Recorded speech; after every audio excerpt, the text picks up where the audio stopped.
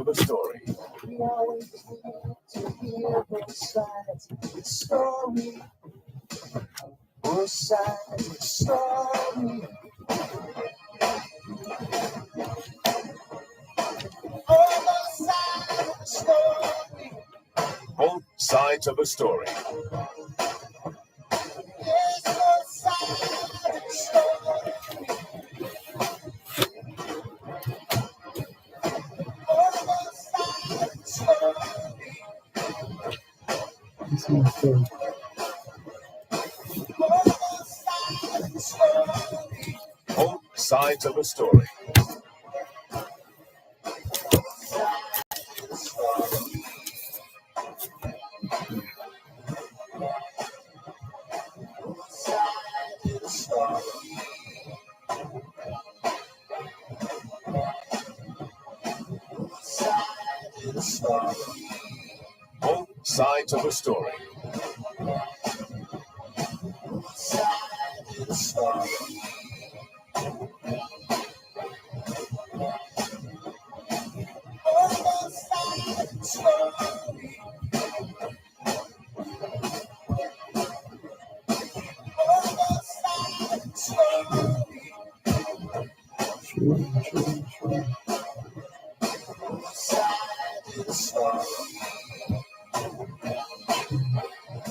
Both sides of a story. Both sides of a story.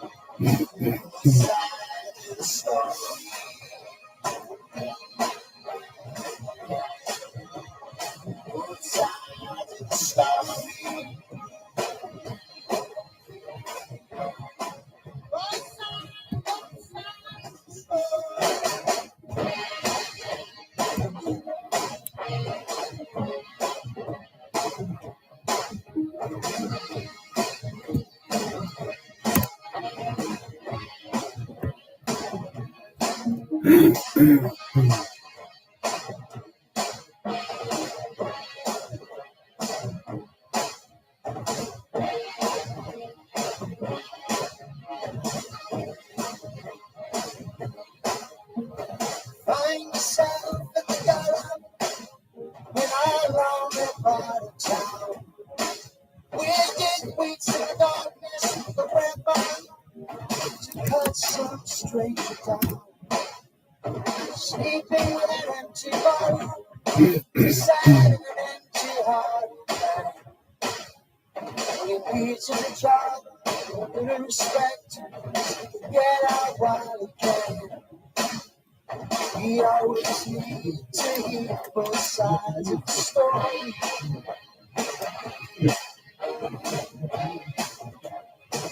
Both sides of the story. Poetry. Poetry.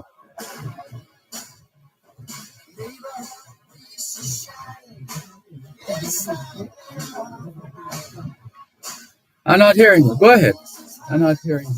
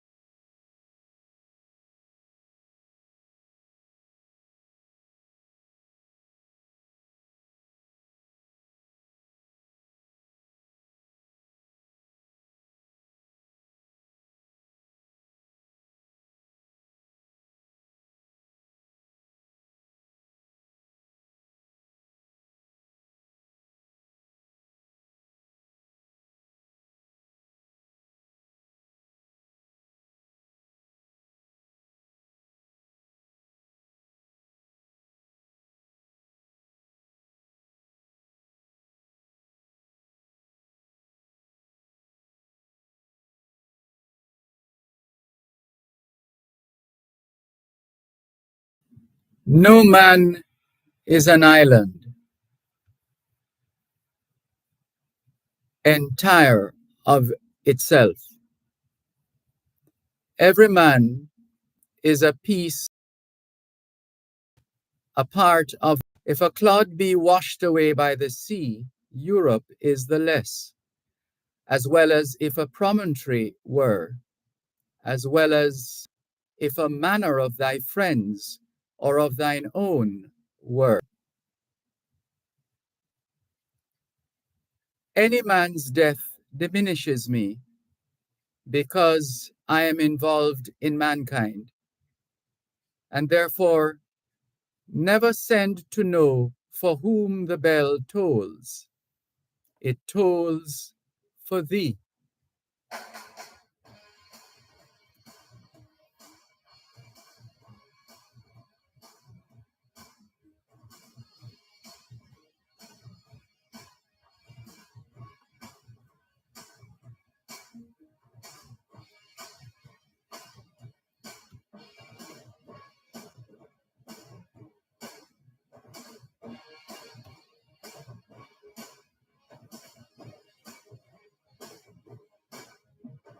Find yourself in the ghetto, when I'm roaming about town.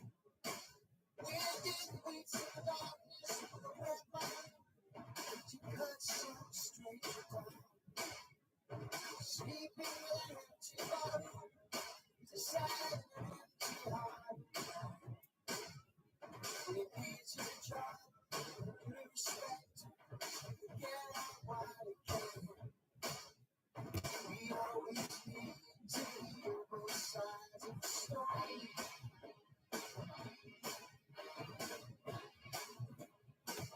Both sides of the story.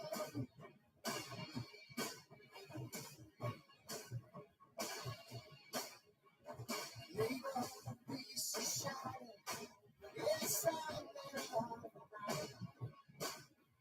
Young faces hide in the shadows while they watch the car from fight. He says she's been unfaithful. She says her love for him is gone. And the brother shrugs to his sister and says the child is just as from now on. All we always need to hear both sides of the story. We need to hear both sides of the story. And the lights are all on. The world is watching now. People looking for truth. We must not fail now. Be sure before we close our eyes. Walk away from here till you hear both sides.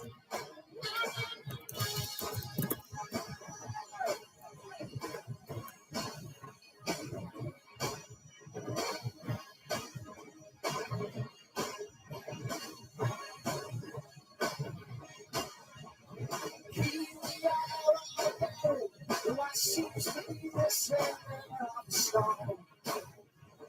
Neighbors once friendly, now standing aside of the line that has been drawn. Fighting hippies, lockdown is killing on the streets. Watch the walkers along the side. Now in the feet. All we always need to hear both sides of the story. When the lights are on, the world watching now. People looking for truth. We must not fail now. Be sure before we close our eyes. Walk away from here till you see both sides. No, no, no, no.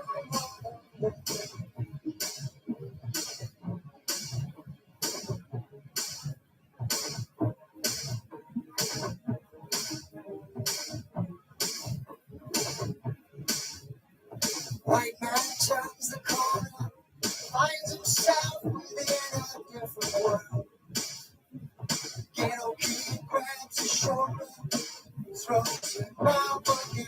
whoa.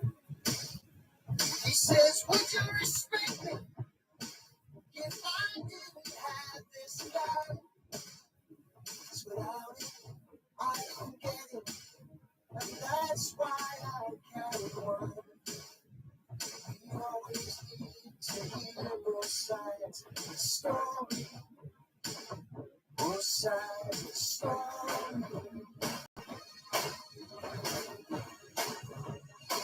Both sides of the story.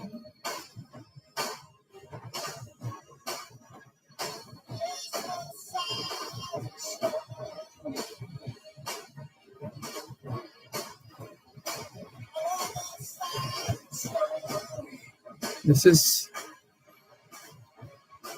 is a second time?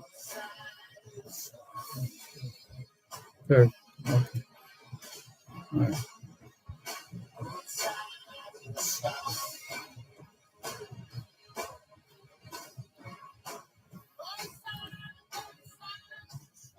Both sides of a story.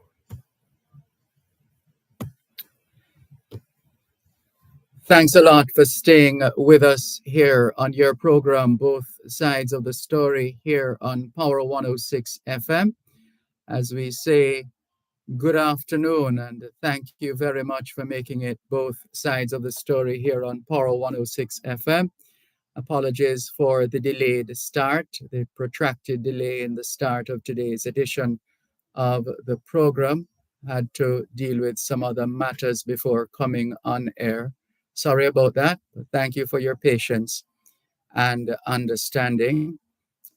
We want to go right into it. The numbers to call, importantly, for you to be in touch with us and to share with us, 876 922 4112 to 5, 876 922 4112 to 5, and the text line, same as the WhatsApp number, 876 365 3346, 876 365 3346. Coming up at 3 o'clock this afternoon as well, we're going to be having as our guest Alfonso Grenell of Grenell's Driving School.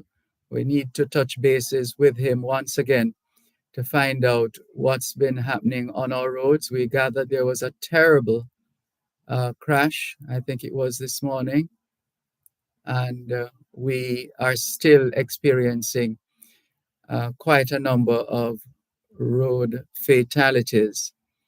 Back in 2023, we had 425 road fatalities.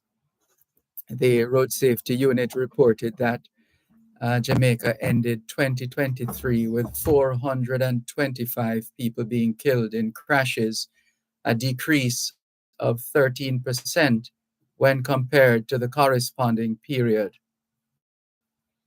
In 2020, speaking, just the wave of collisions and fender benders that we're still experiencing at this stage. And I'm just trying to get a level of understanding as to why and what can we do, what more can we do, what more can we do. According to the World Health Organization, every year, approximately 1,350,000 people die on the roads around the world. Assuming a conservative estimate of 1 million deaths on our roads each year since 1960, this would mean almost 60 million people have died on our roads in the past 60 years, making road carnage statistically the second worst epidemic in history, surpassing the Black Plague. In addition, another 20 to 50 million people are seriously injured each year on our roads. The alarming part of this story is that the 1,350,000 death total is more than 7% higher than the 1,260,000 people who were dying on our roads back in 2010 when the decade of action was started. If you recall, you hear us, or if you listen, you will hear us speaking of the road situation of road fatalities, and you would hear us make reference to being in decade, the the decade of action for road safety, the decade of action for road safety. So there's a reason. It's not just a Jamaican thing. It's a United Nations endorsed approach to make this decade, this 10-year period, the decade of action for road safety. And so the alarming part of this story is that the 1,350,000 death total is more than 7% higher than the 1,260,000 people who were dying on our roads back in 2010 when the decade of action was started. The decade of action was designed to implement strategies to reduce fatalities on the roads. We are going in the wrong direction and not enough effort being made to reduce these fatalities on our roads. Like Einstein so correctly stated, insanity is doing the same thing over and over and expecting different results. We must stop the insanity by doing something different starting today, or we face the unfortunate fate of being a part of the generations that allowed road fatalities to become the worst epidemic in mankind's history. What are we doing differently? What have we done differently? Are we aware of the problem?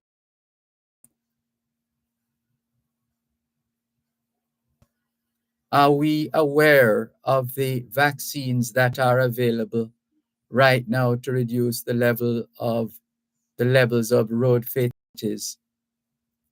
And the wording, we didn't make an error just now. The wording is deliberate.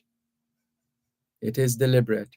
Are we aware of the vaccines in parentheses, in inverted commas, that are available right now to reduce the levels of fatalities due to the global road safety epidemic? More in a moment.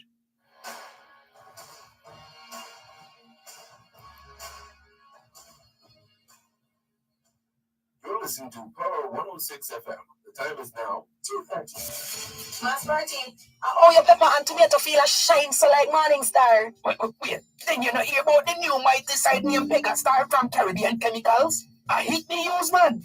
And from me start use it, why the results is so tremendous. Make me go grab a buckle of Pega Star up at the farm store there. Star up your field with Pega Star, mighty side insecticide, 2-in-1. Be safe. Read the label. Wear your PPE. Pega Star, distributed by Caribbean Chemicals and available at farm stores island-wide.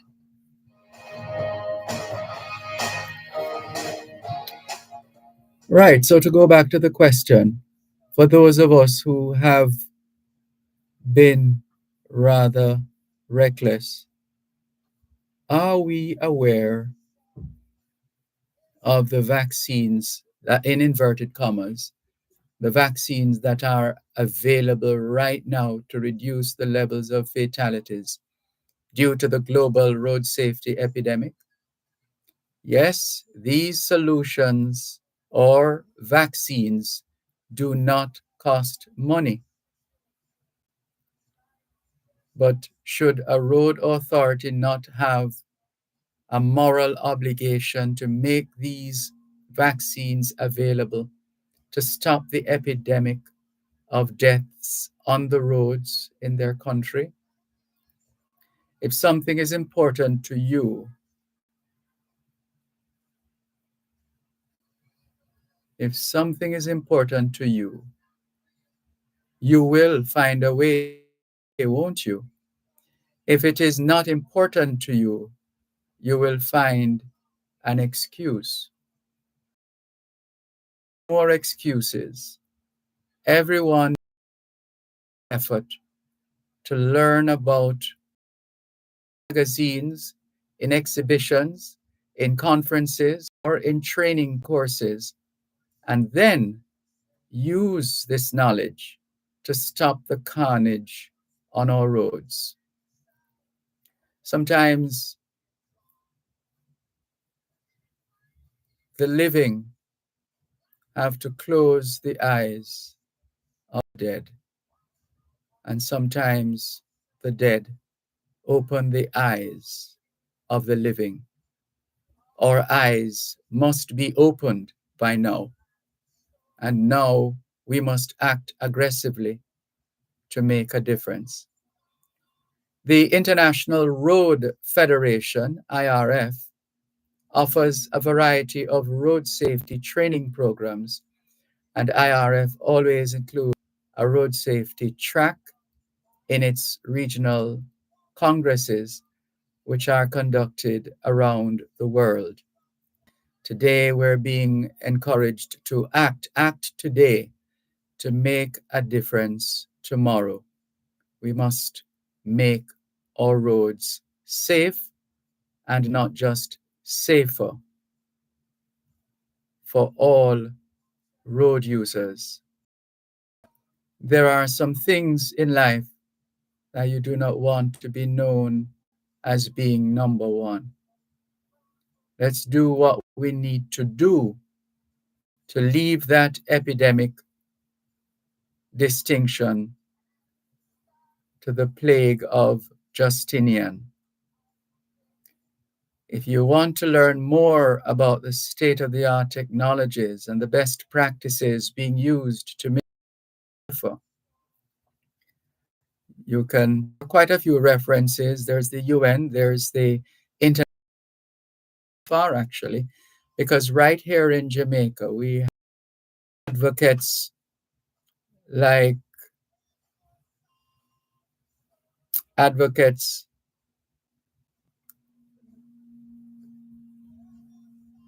and professionals like Alfonso Grenell, who started some years ago. I've lost track of how long now, but it's been a while now, that he himself having had to deal with the grief and the loss of a family member. And he has since been, and even before that, he had been championing the cause as far as road safety is concerned.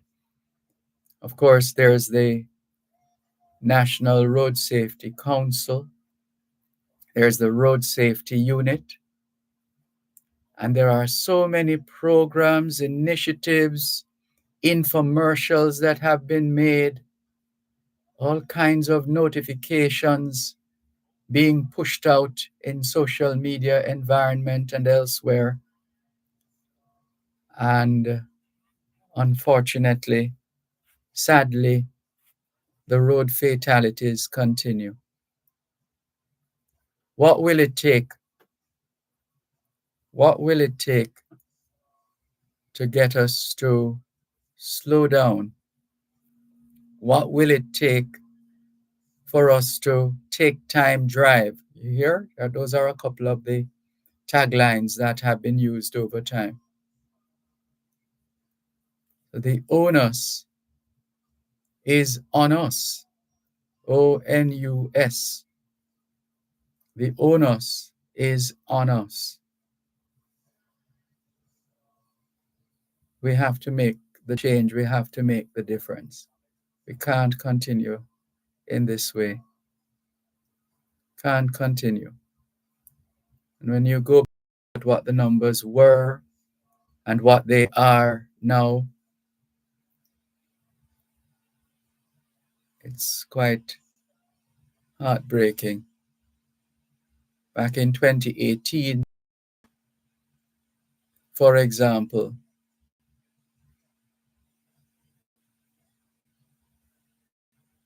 figures released by the Road Safety Unit involved 44 pedestrians, 44 motorcyclists, 36 private motor vehicle drivers, and 31 private motor vehicle passengers were among the 192 road fatalities that year.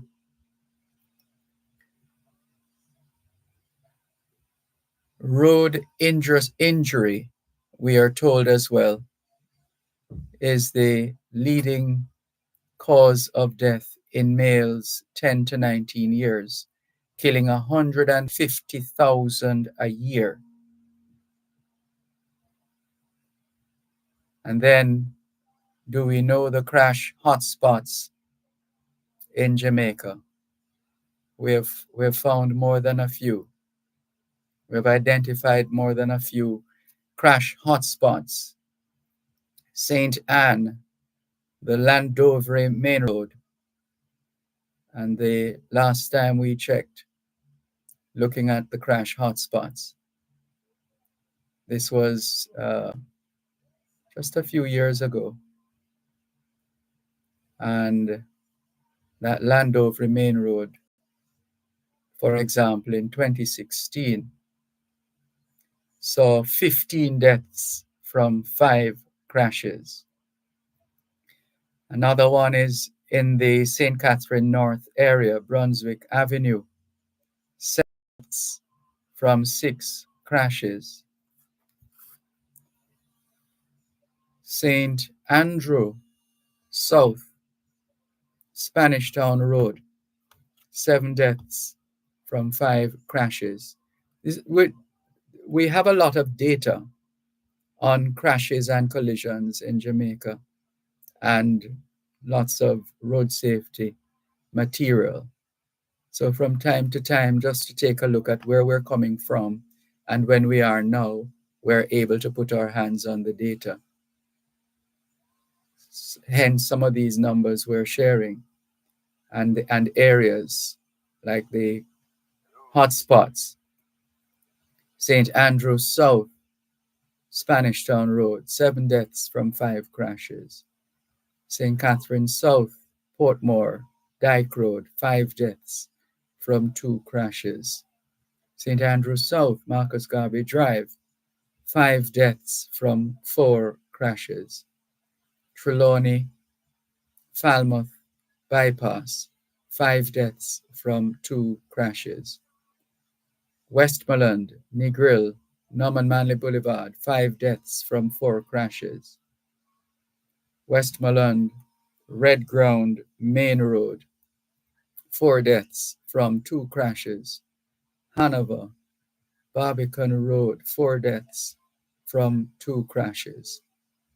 St. Elizabeth, Goshen, Main Road, and we could go on and on and on. There's a US study, for example, talking on the cell phone while driving. You look but don't see. Attention blindness. A 2002 study in the US shows that talking on the cell phone while driving causes 2,500 deaths and 330,000 injuries every year. Talking on the cell phone while driving is as dangerous as having an 8.8 blood alcohol level And if you text while driving, the danger is doubled. This is just a sample of some of the data in relation to road safety, in relation to, and there's a in the plague, this is what I was looking for as well.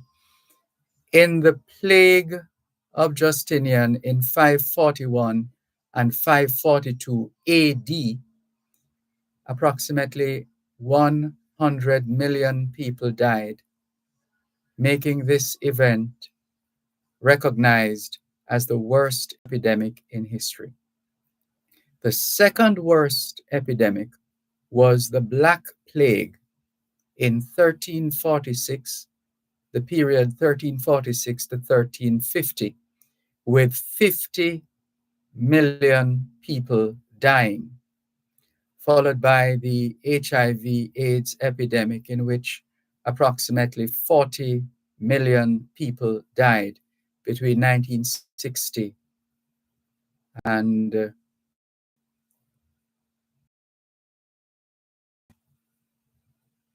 we could go on. We want to hear from you as well. We do have an interview scheduled at 3 o'clock with Alfonso Grenell of Grenell's Driving School. And we want to use this opportunity once again to impress upon all of us, every single one of us. None of us is exempt. Every single one of us must do something positive to make a difference in the fight against recklessness on our roads. So we have that coming up. So feel free to lend your voice as well. 876-922-4112-5. 876-922-4112-5. And in fact, this is a significant month, the month of June. It is Road Safety Awareness Month. So no better month in which to have this focus than in Road Safety Awareness Month. In fact, we might have to ramp up the number of interviews and features that we do in relation to road safety. That wouldn't hurt at all. Better than a situation than we in which we have multiple fatalities. Let's go to the break and come back with more in just a moment.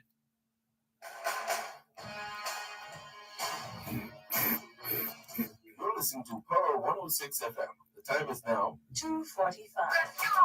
It's a minute every rubbish in a pan. No dirty up the place, this happy we island. So keep Jamaica. Say me good weed, keep Jamaica clean. Make you listen to me please. No plastic bag, no fear blowing in the breeze. Proper garbage, disposal, recycle plastic, now make it full up in the streets. Bag it and bin it every rubbish in a pan. No dirty up the place, this happy we island. So keep Jamaica. Say me good weed. A message from the National Solid Waste Management Authority. The Manpower and Maintenance Services Limited Group, MMS, will be hosting their latest conference entitled Lest We Forget, A Time Like No Other, Lessons from COVID-19, this June 5 and 6 at the Terra Nova Hotel in Kingston. Real Business with Wadston Hyman and Dr. Andrea Sutherland, as well as Power Talk with Simon Crossgill, will be on location at the conference to bring you all the highlights from the event, including presentations and discussions from representatives of the Manpower Group and other stakeholders. This broadcast is brought to you by Manpower and Maintenance Services Group, 1A Eureka Road, Kingston. That's live broadcasts of Real Business from 9 to 11 a.m. and Power Talk 11 a.m. to 2 p.m. from the Manpower and Maintenance Services Group Conference at the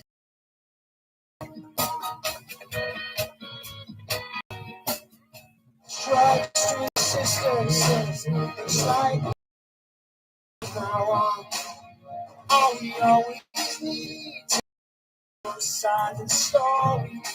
We need to hear both sides of the story. And the lights are all on. The world is watching now. People looking for truth.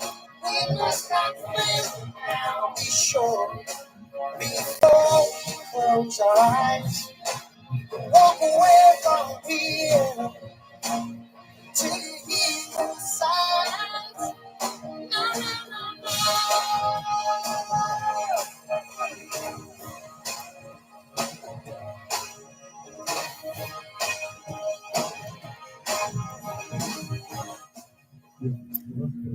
Thanks a lot for staying with us here on your program, Both Sides of the Story, Power 106 FM. Still streaming live on the Gleaners website, go-jamaica.com, live on your smart devices all over the world. Taking your calls on 876-922-4112-5, 876-922-4112-5. And the text line, same as the WhatsApp number, 876-365-3346, 876-365-3346. A couple of messages. This one says, "Hi Dervan, could you repeat your response to my question tomorrow, please? As you know, the time difference is here is now 10:30 p.m., so I'm off to bed. I would be grateful if you are able to repeat your response. Good night." Who is this now? This is, H. Morgan in Birmingham. And he had said, "Hi, Dervan, good day. I heard Miss Gloria Brown saying she is going to be at the Bethel Church with the legal aid program. Do you know if you can phone in?" I did respond to this question, and the answer was no. It's a face-to-face, the grounds of the church, Bethel Baptist Church in Halfway Tree. Hope you got it this time. H. Morgan in Birmingham. And Pauline Findley, hello to you too. Thank you very much for your message. Cuban in Georgia says, "Good afternoon, Sir Malcolm. I want to know if the indigenous people of Jamaica in the Constitution reform." Who's this? Cuban in Georgia. That is what's supposed to happen. That is what is supposed to happen. No one should be left behind. Everyone is a part of this nation of ours, and therefore we have to be a part of the decision-making process. So your question, you want to know if the indigenous people of Jamaica are included in the Constitution reform. Absolutely. Rastafarian community, yes. The Maroons, yes. The church and the sinners, the sinners, the cultivation of ganja for export. Well, that has to be done legally. So that's according to the laws of Jamaica. And the market vendors, the handcart man, the mental health patients, everybody, once you are a citizen of this country called Jamaica, it means that you are to be treated like a citizen of Jamaica, which takes into account the constitutional implications and related matters. So nobody is better than anybody in this country of Jamaica. We know there are those who, perhaps from time to time, put themselves and the country and others in a position to feel that we are we are the ones we are the ones who, or we are the only ones who have a right to enjoy the liberties of our country, Jamaica. Let's continue. Some more messages.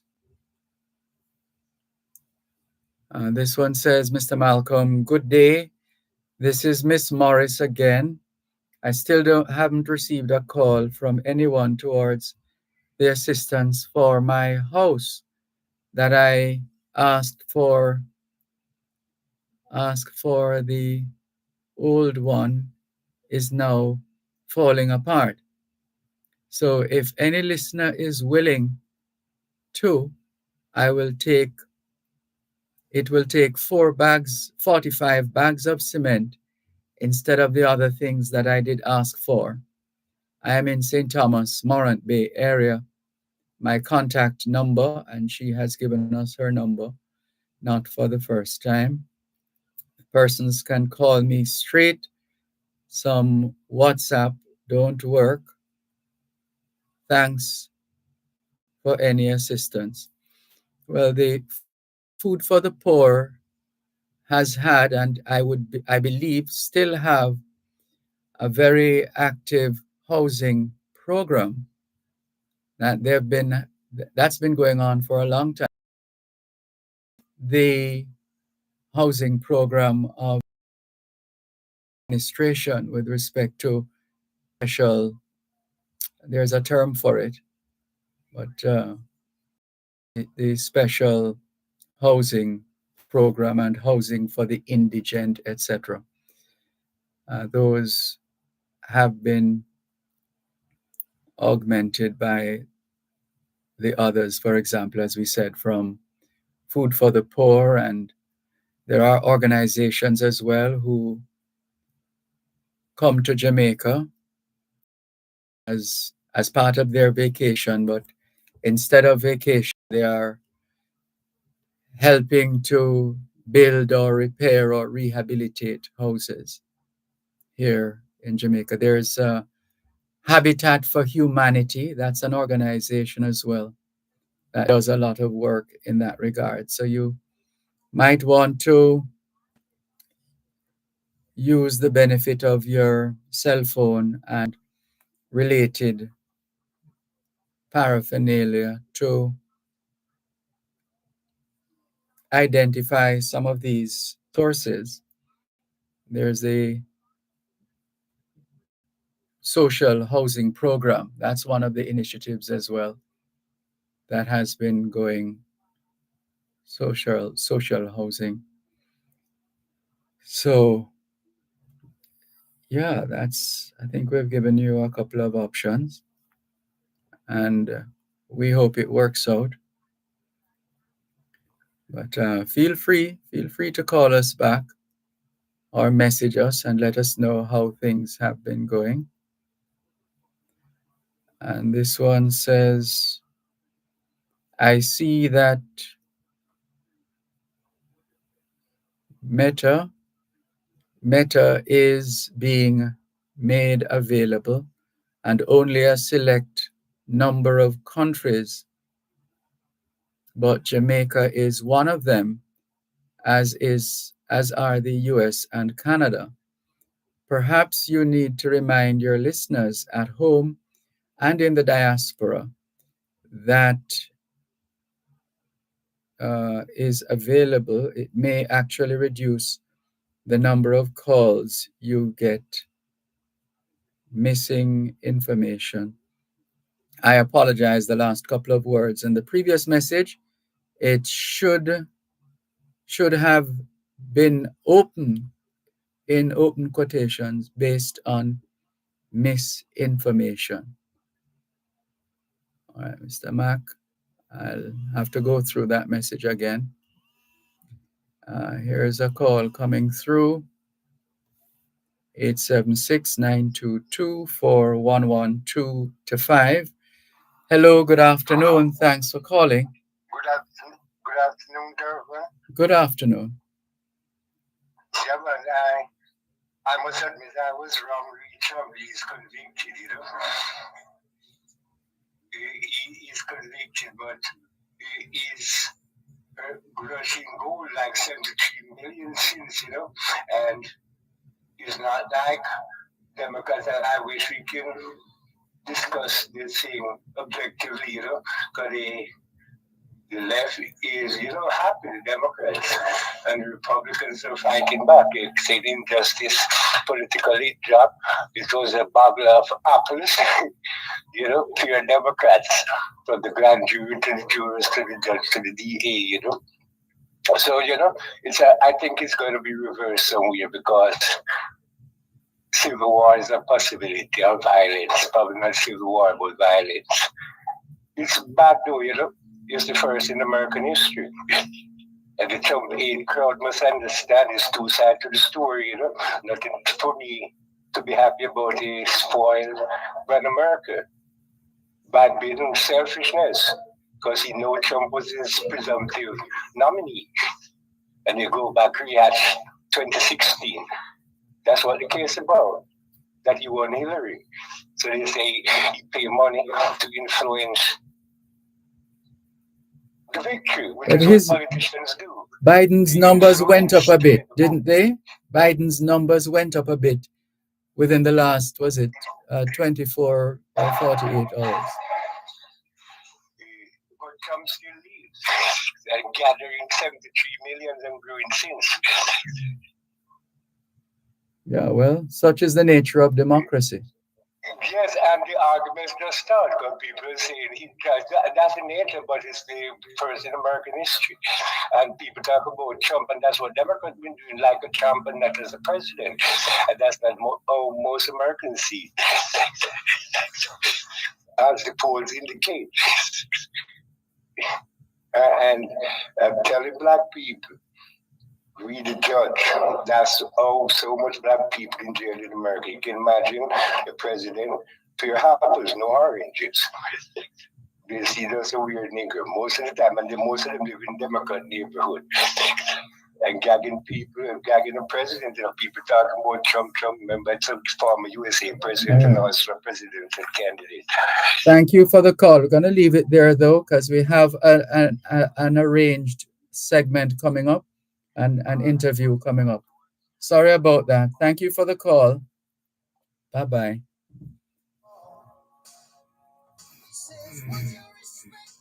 You're listening to Power 106 FM. The time is now 3 o'clock.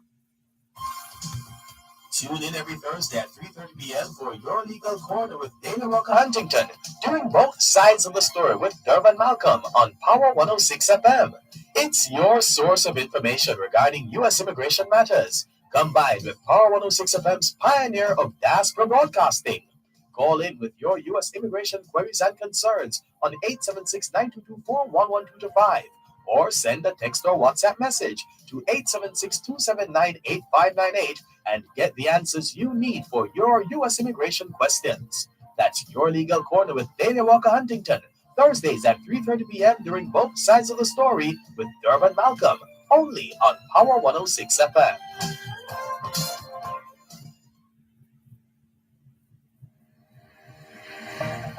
Farmers, come for a candid conversation with the Minister of Agriculture, Fisheries and Mining, the Honorable Floyd Green. Learn more about the agricultural sector and the role we all play in its development. That's A Morning with the Minister, every second and fourth Friday of every month during Farm Talk with Althea McKenzie on Power 106 FM.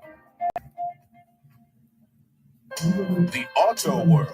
It's the only program on Jamaican radio dedicated to the world of automobile. It's the Auto World with Shelley and McLagan. Get news and reviews relating to vehicles and automotive technology. Learn the ins and outs of mechanical operation, Find out about the various stakeholders in the local and international automotive sectors. From auto finance to road safety to motorcycles, the Auto World is your one stop shop for everything auto. That's the Auto World with Shelly and McLagan. Weekdays at 5:15 p.m. on Power 106 FM and the Power 106 FM app.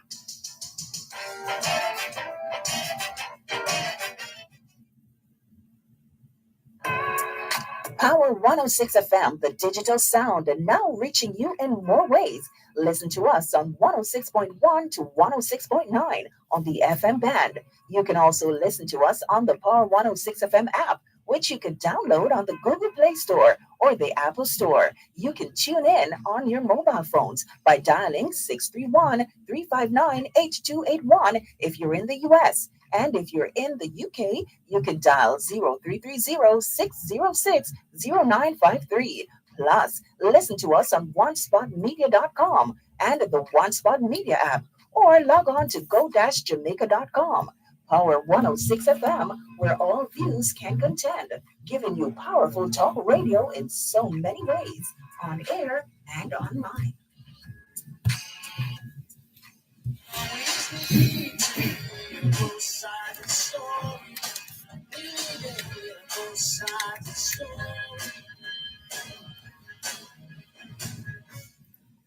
Thanks a lot for staying with us here on your program, Both Sides of the Story, Power 106 FM. I'm Dervan Malcolm. As we stated at the top of the program, we are scheduled to do an interview with Alfonso Grenell of Grenell's Driving School, and that's going to happen right now. Good afternoon, Mr. Grenell. How are you? Good afternoon, Mr. Malcolm.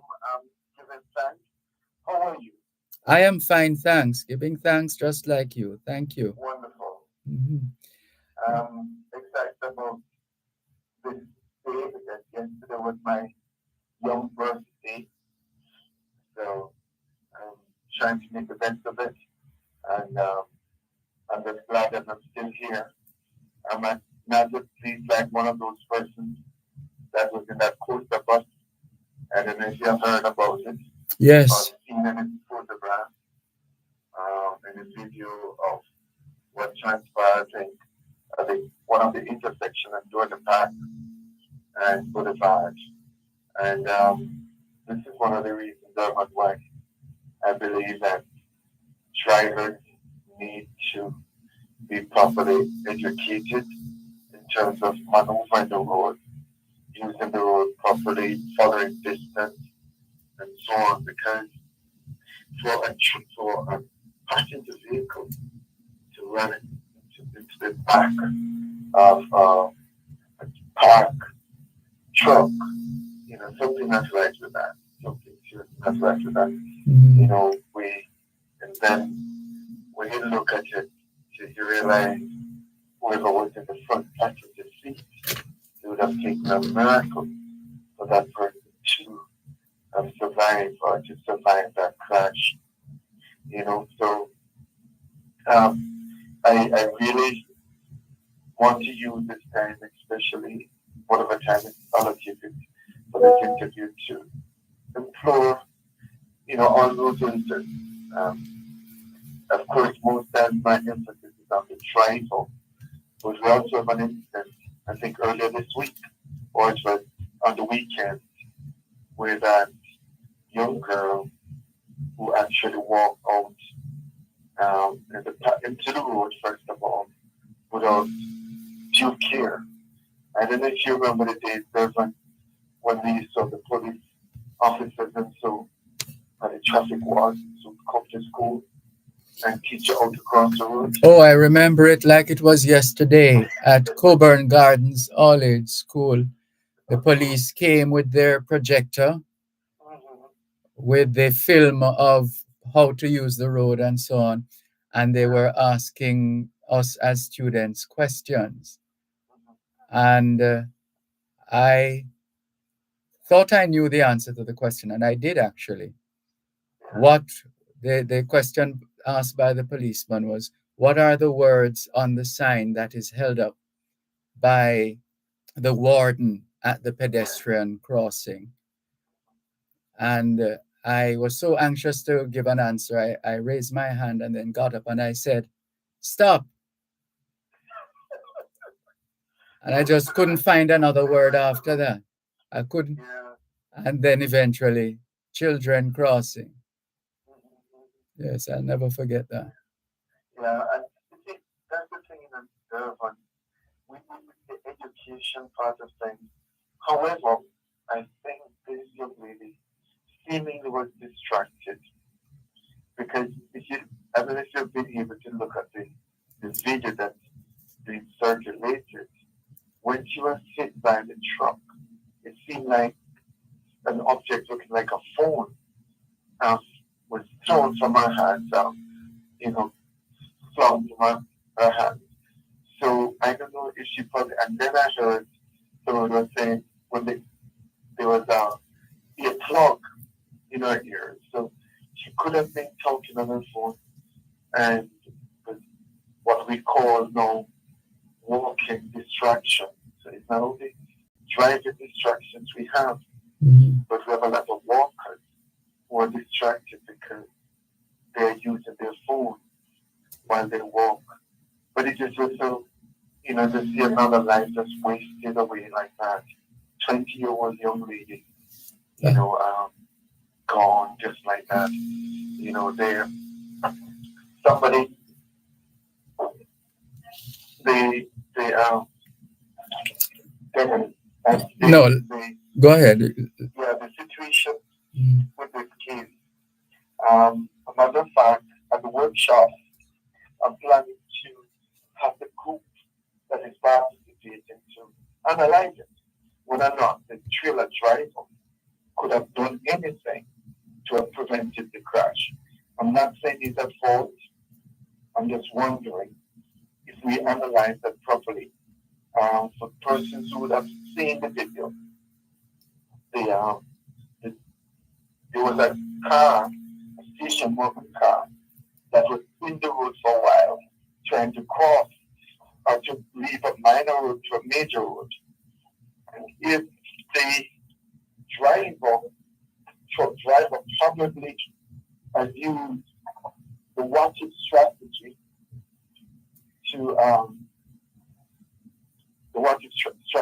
to to say, what if this car cannot cross the road before I get there? What can I do to avoid this collision? And if he uses the watching later, that will slow down early. And if he slows down early, it means then when the coaster bus is about to cross, if they're going slow enough to possibly being able to stop before he hit that girl. I don't know what you think. No, I'm terribly sorry. I didn't get a chance to look at it. In fact, I sort of shied away from looking at it. It sounded as if it was quite awful. Yeah, this is a part of it. It's not so bad, Mm. you know. So, so it's about um, this is the part of we're looking at. Is that the part that is with her being run over and everything? Is the part that before all of that, you can see, and I'm not condemning the driver. I'm just showing that if we use defensive driving strategy, in a lot of cases, what end up to somebody losing their life could have been avoided because, as you know, defensive driving is about prevention.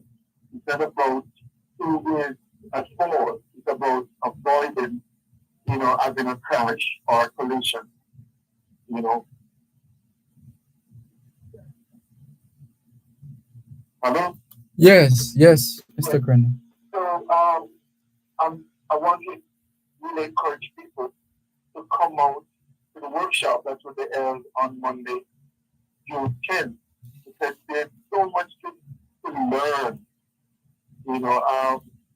If people realize that there are steps that can be taken to easily avoid a collision. And as I said, I'm not talking about being wrong or being at fault. I'm talking about who can be avoid, having a crash so that our vehicles are not damaged. We don't kill somebody and injure somebody. Let me give you an example. I was just talking to somebody just recently about, I think I've mentioned this to you before, where we give a person a brand new truck, but because the person has not been properly taught how to drive a standard vehicle, he actually blew the engine, and now the company has to find $5 million to replace that engine. Yes. Training is so crucial in every aspect of driving. If you have a fleet, you need your drivers to be properly trained so that they don't come to extra money. So I'm exploring and encouraging and, with somebody that's different who knows somebody that needs to learn the safety driving technique, tools, and tips to come to this workshop on Monday, June 10th at the Jamaica Pegasus Hotel. It costs 15,000. When you compare 15,000 to $5 million, you realize you're not paying any money for this work in comparison, because we provide break, we provide lunch, we provide course material, and those who complete the program will receive a defensive driving participation certificate. So I'm so glad that you give me this opportunity to talk about this. And I know if we start to use this to make out their safer place on our road. Let me give you another example there. Yes. On the 1st of June, all drivers, who have 10 and less than 14 demerit points, driver's license should have been suspended for 6 months. And if you have 14 and less than 20, 1 year. And if you have over 20 demerit points, driver's license would be suspended for 2 years. My concern about this is that there's a lot of people who acquire points. Yes, they commit traffic offense, and some of these traffic offenses, they do carry points. But my thing is, why does decide to take away their driver's license? Hold on, let's pick up on that point after the break. Please, Alfonso Grenell of Grenell's Driving School. You're listening to Power 106 FM. The time is now 3:15. Partners Heart and Health offers comprehensive care for cardiovascular conditions. Our state-of-the-art facilities deliver advanced diagnostics, including echocardiograms, stress tests, angiograms, and life-saving interventional procedures. Our team has decades of collective experience, from routine consultations to diagnosing complex heart illnesses. Partners Heart and Health, second floor, the Medical Associates Building, Kingston. Call 876-613-016526. Partners Heart and Health, your partners for life. Got up in our lonely part of town. We did wait in the darkness, the weapon to cut some street. Thanks a lot for staying with us here on your program, Both Sides of the Story, Power 106 FM, still streaming live on the Gleaners website, go-jamaica.com, live on your smart devices all over the world. Taking your calls on 876-922-4112-5, 876-922-4112-5. And the text line is the same as the WhatsApp number, 876-365-3346, 876-365-3346, 3346, I beg your pardon. And online we have Alfonso Grenell of Grenell's Driving School, who is giving us his perspective as other features and elements of the new Road Traffic Act continue to unfold. And you were on the subject of penalties, Mr. Grenell. We were talking about the demerit point system. Mm-hmm. As I said earlier, I have no problem with most of the demerit points that are listed based on the traffic offenses that are committed.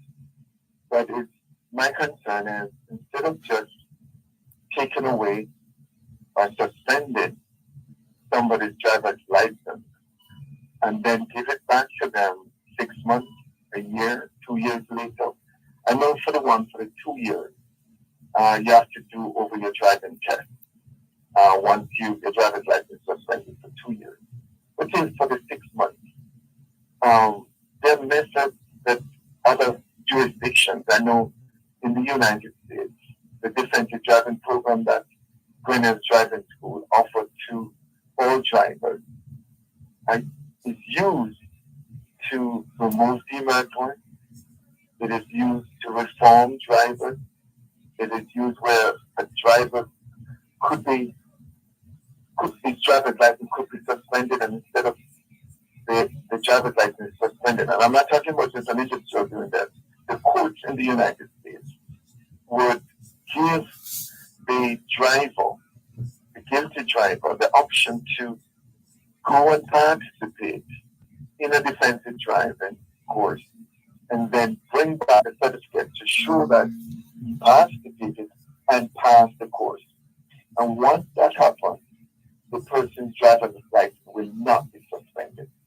Equally, it is used to remove demerit points from person's driver's license. The court again will tell you that do this course and we won't add the points to your driver's license, remove the points from your driver's license. Because they're looking at transforming the driver. Not just that sounds like positive penalization. Exactly. Literally reforming the person. You know, that's for institutions that's supposed to be transforming people. See that when they come back, they're worse than when they went in. You know, well, a lot of more penal institutions don't seem to reform people. And this is one of the, but this year, it's the people who administer so-called justice just look at punishing and not reforming. So we're going to continue to have this problem.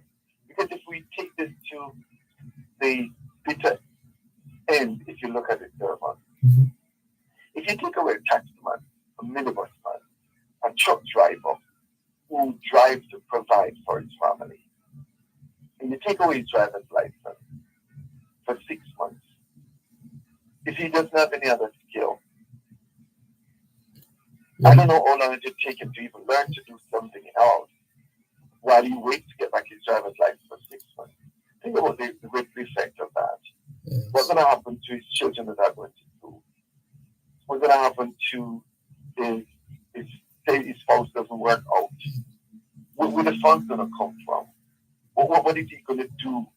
You know, and there's another implication with that when your tool of trade, which is your driver's license, you know, is removed from you. And I'm not saying you didn't commit the things illegally, you know. You know, I'm not saying that your driver's license should not be suspended. But why don't we look at alternatives to just suspending the driver's license? Because think about it, Dervan. If I take away your driver's license and then give it back to you in 6 months, have you changed? Have you learned any new things? You're going to get bitter. And when you get bitter, you're going to do things that normally people are able to do, and not normally not pleasant things. And this is what I'm trying to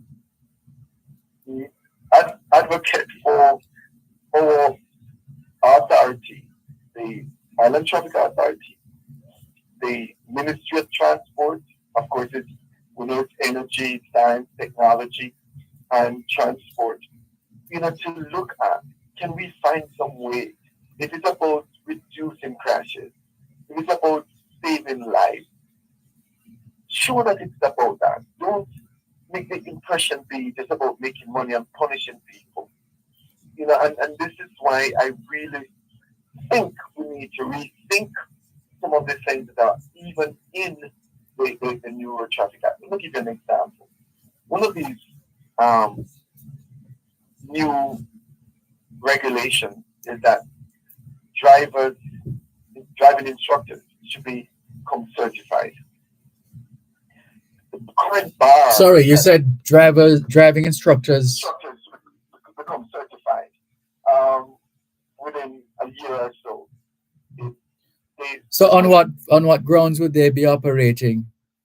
They have to do submit all their credential to the ITA, and then the ITA is That's the Island Traffic Authority. That's right. Yes. And if they don't meet the prerequisites for full certification, then they'll give them what is called a provisional certification for a year. So within that time, they would need to do whatever course and so on to meet the requirement. Yes, my concern, Dervan. Yes. The prerequisite training, for the most part, is an associate degree. Oh. Which is where few driving instructors probably go higher than high school. Mm. And now you taking away the person's trade, if you will, and telling that he needs to take a course that is equivalent to an associate degree. And this is administered, I think, by Hart. Hart also do certification in different ways. They do that, what they do an assessment. So if you're an electrician, they will come to your workplace and do a practical assessment. They quiz you, they see you demonstrate the thing, and they'll certify you. However, in this case, up to now, nothing to that effect is being suggested or implemented. And I know because we have had some discourse with the relevant people. And let me just tell you, this is probably some shocking news, but I need to share with them on the subject. I submit my certification from an overseas organization. And I was told that it don't meet the requirements, so I actually am performing with a professional certification. What do you mean you don't? What are they talking about? Hard certification in order to be considered. So you have to step down in order to move forward, in a manner of speaking. Exactly. Oh dear. Again, I'm trying my best to meet the local prerequisites. But I also concerned about when this year is past, what's going to happen to those persons who have been instructing for 10 years, 15 years, 20 years, 30 years. And there's nobody who can say that it's because of these instructors why we're having the crashes. And these are some of the concerns, that I really hope the relevant outside will discuss. Are we saying, because remember, it's that driving instructors that give driver's license. Mm-hmm. If I train somebody and the person not up to scratch, you feel them. Mm-hmm. So you can't punish the driving instructor saying that he needs to get all of these, saying you have to pay $15,000 to apply for your certification. That means that if you don't get the certification, so be it. And then driving schools will also have to be licensed. And you have to, listen there, this is interesting. You can't have a driving school if you don't have a certified driving instructor. So there's a lot of kind of things that. Yeah, well, it sounds like we should not have promulgated or put forward this new Road Traffic Act until all of the work that needed to be done is done. No, you're right. There's a lot of unanswered questions. But in a lot of cases, we don't consult the practitioners. We consult the academia. We consult the people with the PhDs. And I'm not saying they don't have their part. I'm not saying they're not relevant, But if you're going to implement something that's going to impact somebody that is in the field, you remember the situation with the taxi drivers were asked to drive with child seat in their car. Mm-hmm. And then they have to put it on hold because not even the United States that is required. The down and decide this is what we're going to do. And my thing is, we are supposed to be doing the Road Traffic Act of 2018 and the regulations of 2022. It's supposed to really be in place to help to reduce crashes, not punish people. And my thing is, I don't see that happening, because if you think about it, when you now stop a driving instructor from teaching, and I'm not saying they we shouldn't regularize things, and that because I'm very careful when I advance these things because I don't want people to feel that I'm advancing, hustling and people to do their own thing. I'm fully for people to regularize but tell me what the driving instructor do why you'd want him to actually must have an associate degree to teach people to drive. What is involved? What's the rationale for the associate degree? Dervan, I don't know if you understand what Yes. I'm asking. Mm-hmm. You're not even saying a diploma, regard to associate degree. You're not even saying certificate. What is required? What is so technical? There's a lot of other things in the regulation that need to be addressed. Let me give you another one, Dervan. I know you have limited time, but you have to have, like, the current regulation is that a learner driver must hold their driving permit for 6 months before they can attempt their test. We most of us as instructors don't agree with it because you could hold your driver's permit for 1 year and don't drive. It cannot be about just chronological assessment or condition for going for your driving test. It must be about you doing certain driving activities before you go for your driving test. So it would have been better they say that you have to do X number of driving lessons, and in those number of driving lessons, you must cover these maneuvers. Yes. So if you do that in a month and a half, go to your driving test. And I don't think that's rocket science. Yeah, perhaps should have rolled it out in phases. Like, what is the crucial? What are the priority areas that need to first be in place before you can expand it and broaden it and move it forward?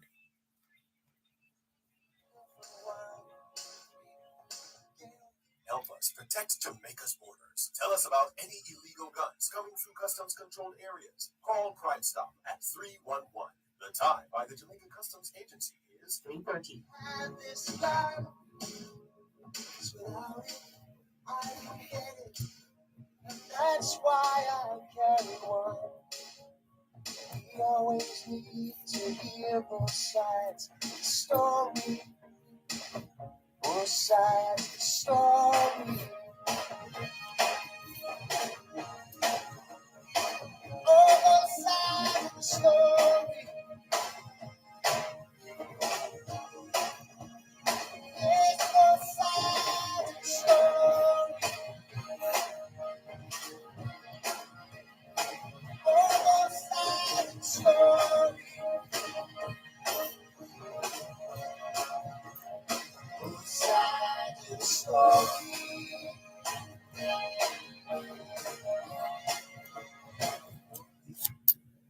Thanks for holding, Mr. Grenell.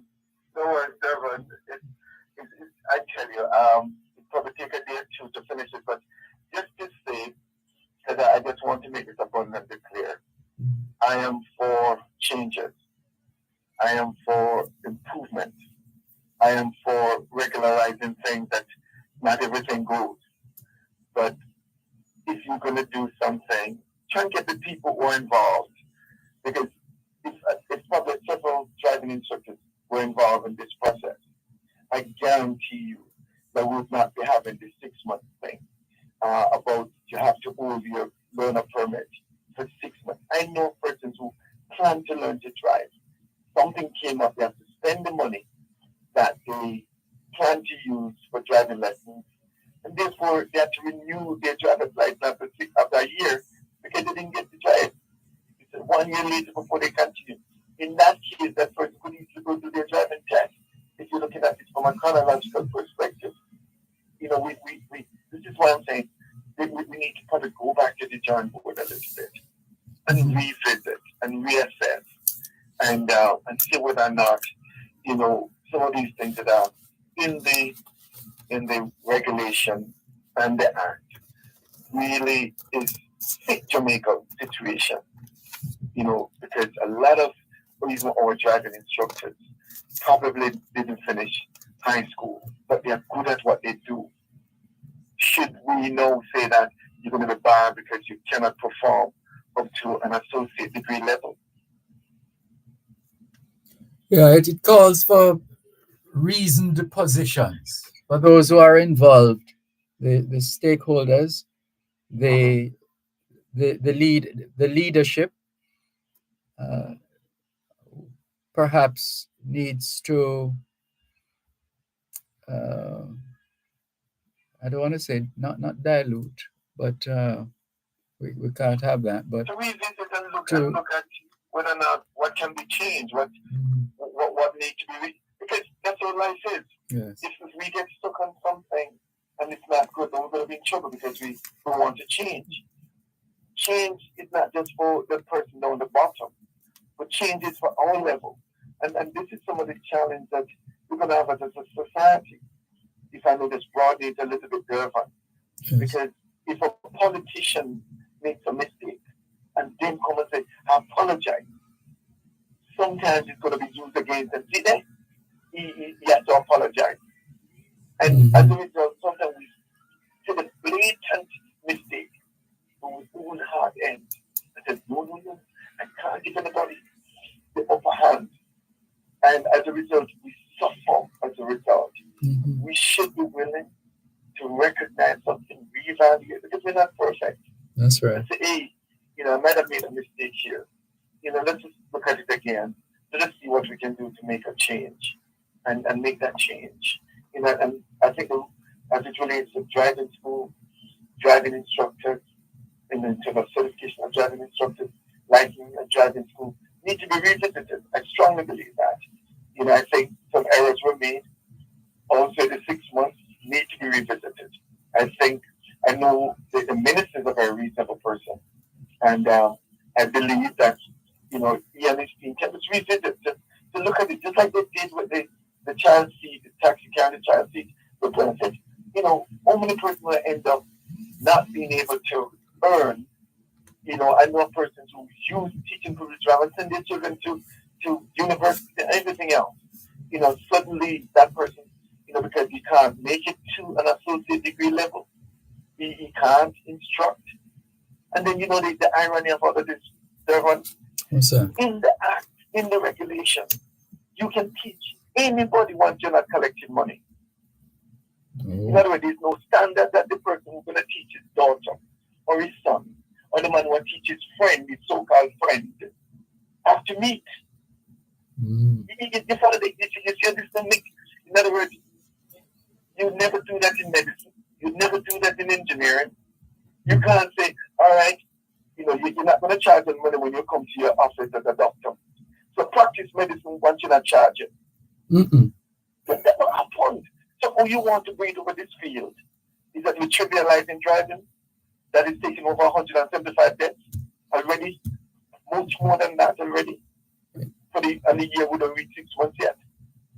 In a scenario where the elsewhere in the world there's a demand for drivers. Indeed. So we have to be careful what we're unleashing as well. Yeah, no, but we need drivers right now in Jamaica. They have come to this one calling me to whether you know any drivers. Do you have any drivers? We have a shortage of drivers, trained drivers, because up to this week, I think it was Friday, I assessed a driver that had to have brought the assessment, but he has an open general driver's license. Wow. So, there are drivers who have license, but they're not competent. So they probably need a little refresher, and that's having to get to where they should be in terms of the level of competence that is required to go work and transport goods from Kingston, Montego Bay, or wherever. Because sometimes people get the license, having driven for a while, and then get rusty, so they just need to do a refresher, to drive a bigger vehicle. But all I'm saying, Dervan, if we want to see the crashes reduced and the lives being saved and the injuries prevented, we have to take a different outlook to driver safety. And we really don't want a situation where we are ourselves giving each other more work on the side of more crashes, collisions, fender benders, etc. Remember, I don't know if you heard it. I don't remember if it was a minister, but somebody in one of the medical institutions was actually making an appeal for people to give blood because the blood level, storage level, is drastically reduced because of the number of crashes we're having. You think about this bus crash this morning or sometime today, where you take the 5, 6, 7 people who are bleeding profusely, who need blood. If you, Dervan, or Alfonso Grenell, were scheduled for surgery, my blood was put aside for my surgery. When that person comes in, they're going to give it to that person and then reschedule our surgery. It's not just about a few people. It's everybody that is affected by this. And we need to see it. We could have lost our Minister of Health in a motor vehicle crash. Nobody's insulated. Even if you're taken by your personal driver or your chauffeur. Once we have recklessness on the road, anybody can get killed in a crash. And that's what we need to, that's what address it seriously. And this workshop that is coming up is just one of the things that we can do to ensure that we are educated to the point that we can drive in such a way to avoid crashes. Yes. The theme of it is Crash No More 2024 Defensive Driving Workshop. And I believe in it. We have got the feedback from participants. We're saying, this needs to be a national thing where it should be included in person getting their driver's license. Not me saying it, people saying it. Because what they have learned from the workshop, and all the courses that they have done at Grinnell. So I'm hoping that somebody or several persons that are listening will call, participate, and spread the story. The gospel of defensive driving, if you will. And let's bring about the change because we have what it takes. Seriously have what it takes to make a difference on the road and save lives, prevent injuries.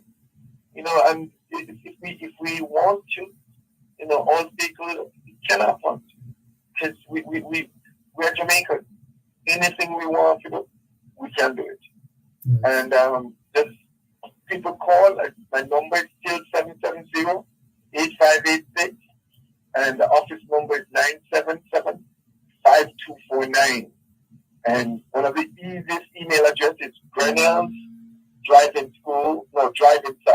at gmail.com. So that's Grenell's at gmail.com.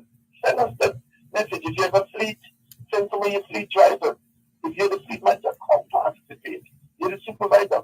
Make sure you're on a part of this. Get on board.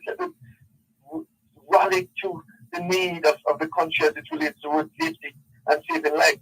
Interesting enough, Dervan, this month is considered Road Safety Awareness Month. That's right. So we have to do what we can do and start it now. So at least we probably don't get to 425, this year, but we're on a path that's not good. Not good. If we continue this, we easily will pass the 425. But we have what it takes to reduce it and at least bring it to 300 less this year.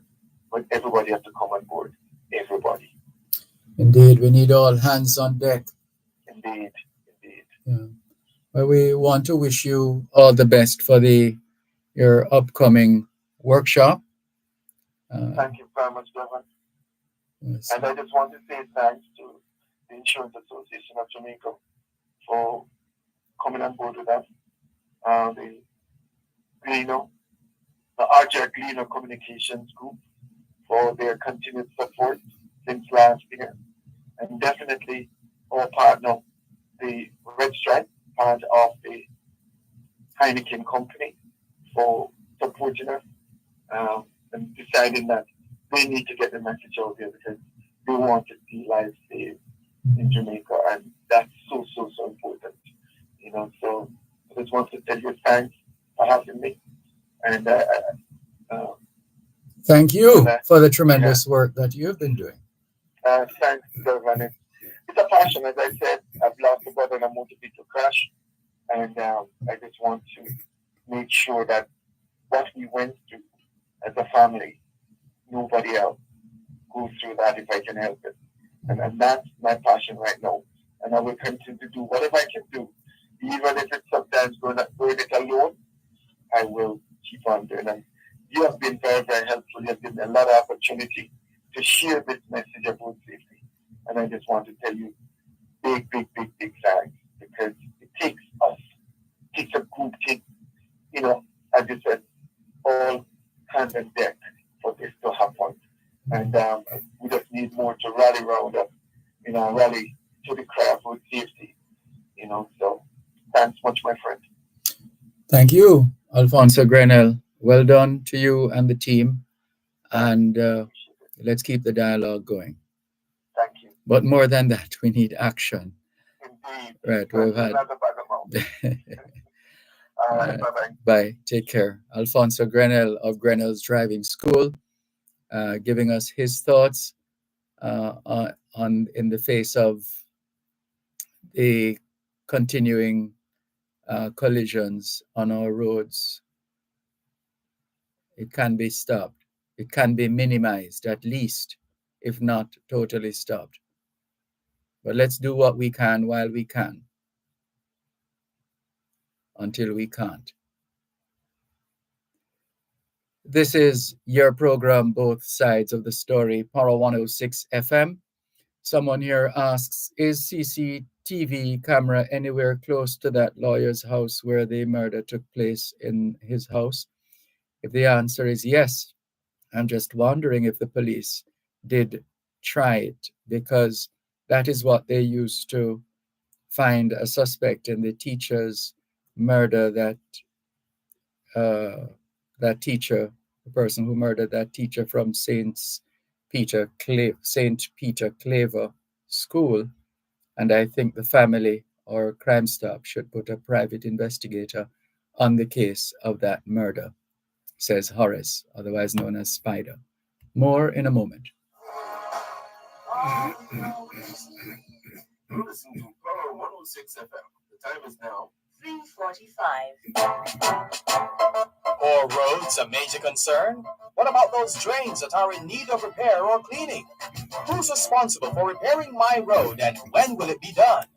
Join us this and every Tuesday morning at 8 during Morning Agenda as we travel on our roads with the National Works Agency and get answers to these and other concerns. You're welcome to visit their website at www.nwa.gov.jm. See the tender notices link for projects to be undertaken. You may also call them toll-free at 1-888-429-5NWA. That's 1-888-429-5692. Or follow them on Twitter at NWA_JA and Facebook at www.facebook.com/NWA Jamaica. The National Works Agency, developing safe, reliable, and quality roads. Get out while you can. We always need to hear both sides of the story.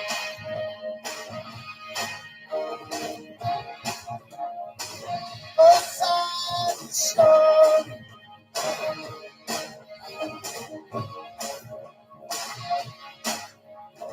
Neighborhood peace is shining. It's the middle of the night. Young faces hide in the shadows while they watch their mother and father fight. He says she's been unfaithful.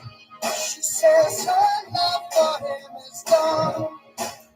And the brother shrugs to his sister and says, looks like it's just us from now on. All we always need to hear both sides of the story. We need to hear both sides of the story. There's another guest we're trying to track down. She's busy. She is in Ireland, I believe. She just a few hours ago received accolades in recognition of exceptional dedication to diversity, equity, and inclusion. That's the award she has copped. She is Dr. Terika McCall, and we're still trying to track her down to see if we can get her to join us and tell us more about this particular accolade in recognition of exceptional dedication to diversity, equity, and inclusion. That's the award.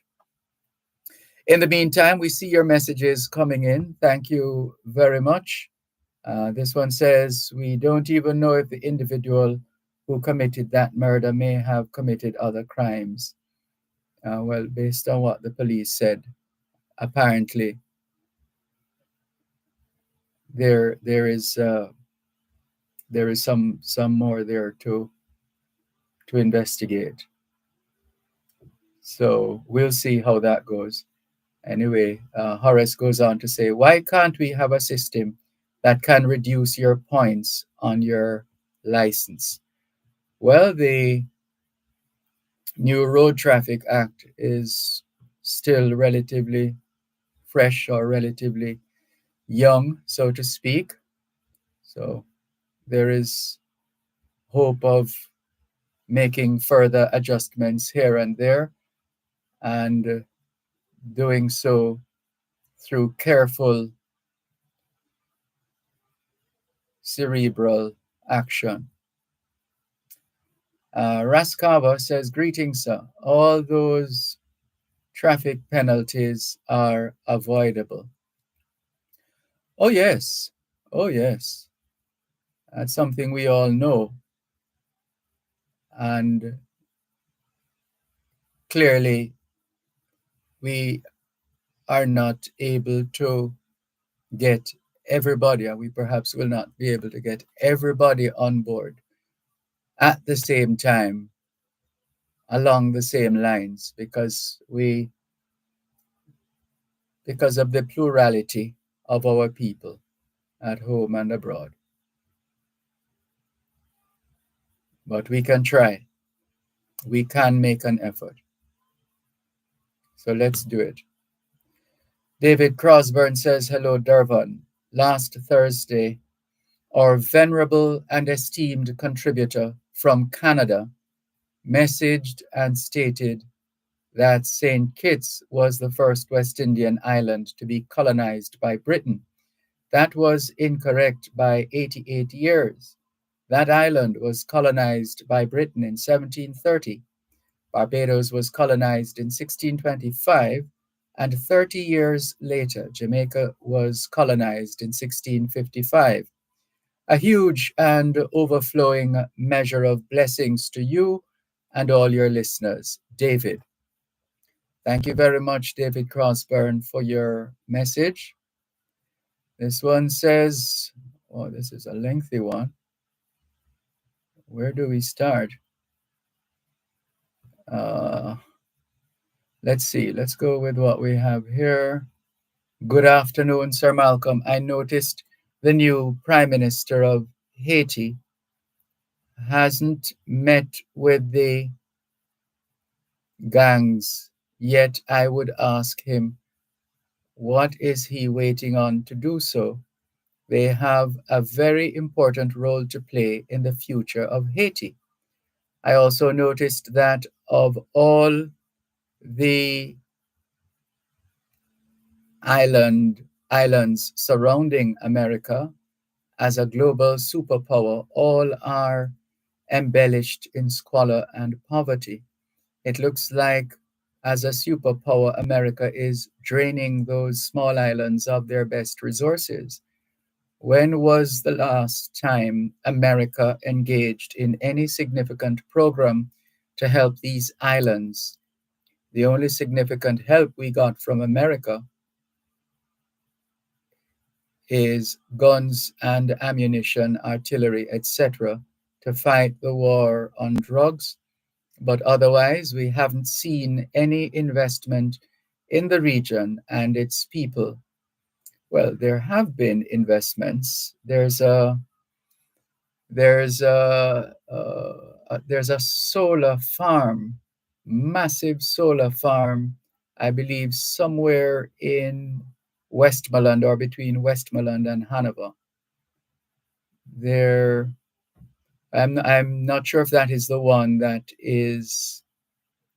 has the involvement of the United States of America, but they have they have made some investments in that regard. And the another part of the whoa, Cuba and Georgia. This is a lot to read. Let's see. Sir Malcolm, ways the government of Jamaica, or why is the government of Jamaica importing nurses from the Philippines? Well, I'll need to be updated on that. Why aren't we training nurses? We have never stopped training nurses, doctors, psychologists, social workers, mental health professionals to retrofit our hospitals, clinics, mental health facilities with proper staffing, etc. There is work. Work is being done. We have never stopped working as a country in that regard. Anyway, let's see if we can pick up where the rest of your message is. To make up these high-tech jobs in Jamaica. Why are we offshoring our high-tech jobs, and are the taxpayers going to foot this bill of imported nurses? Not strange at all. If we go back to 1948, you would recognize that those Jamaicans and other Caribbean people who were on the Windrush, the HMS Windrush, they would know that these Caribbean nurses were involved in the establishment and development of the health sector in the United Kingdom.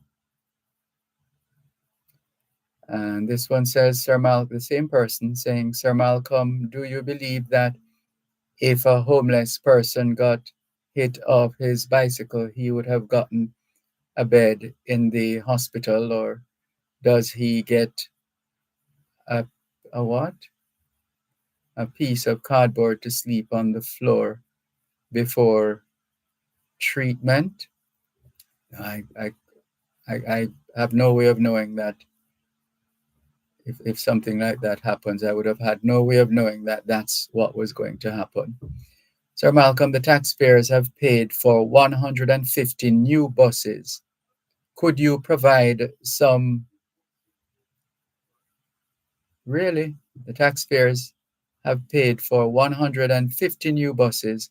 Well, I didn't know about that. Could you provide some information on when those buses the taxpayers paid for, and something, wrong word here, I don't know what that is, to confirm the amount we paid? Sir Malcolm, love the song, blasting it in my vehicle. Okay, Cuban in Georgia, thank you for your messages. Let's continue with more here on your program, Both Sides of the Story, Power 106 FM, still streaming live on the Gleaners website, go-jamaica.com, live on your smart devices all over the world. And please spread the word that we have sent out a call for Dr. Terika McCall. We want to have a quick word with you, Dr. Terika McCall, in recognition of your exceptional dedication to diversity, equity, and inclusion. It's just, let's see, we're trying to reconnect with her, and if and when we do, you'll be the first to know. But her mom has been her biggest cheerleader, and we know virtually everything that happens when she has received accolades and related matters. So, congratulations to you, Dr. Terika McCall, the 2024 winner of the Extraordinary Contributions to Diversity, Equity, and Inclusion Award. And as I said, I believe she's in Ireland. The award was presented at midday, around midday, I believe it was. And that was 6 o'clock in the evening, Ireland time. So spread the word, Dr. Terika McCall. We're trying to connect with you to join in congratulating you as a Jamaican in the diaspora making your mark. Well done. This one from MD Sujan Khan saying, wow, nice performance, but your YouTube channel growth very poor. I will help you. I want. Let's check inbox, said MD Sujan Khan. Well, we have never ever set out to get a flood of messages, accolades, etc. That was never our intention. Our intention has always been and continues to be to use the tools that we have in our toolbox to educate, empower, enlighten, and encourage entrepreneurship. And that we commit to continuing to do. Norman Hines, good afternoon to you. He says, good afternoon, Sir Dervan, Malcolm, and listeners. Good afternoon, Norman Hines. Faye Weller says, good afternoon, Mr. Dervan and faithful listeners. We over here in St. Mary getting a lot of rain, showers of blessing. And Gray Shim says, good afternoon, Mr. Malcolm, from the sunny west coast of Sarasota, Florida. Listening in on the drive home makes for a less boring journey. Good walk, good. Thank you very much, Gray Shim. That's very kind of you to say. Rasti says, bless up, Mr. Dervan. Bless up to you too, Rasti. Thank you. Hubert Fowlin says, a very pleasant good afternoon to Mr. Dervan. Oops, look at the time. Let's take the break and come back.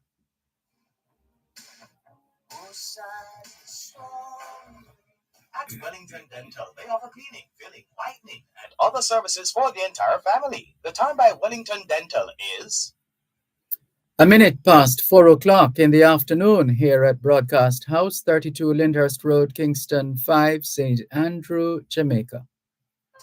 the Auto World. It's the only program on Jamaican radio dedicated to the world of automobile. It's the Auto World with Shelley and McLaggen.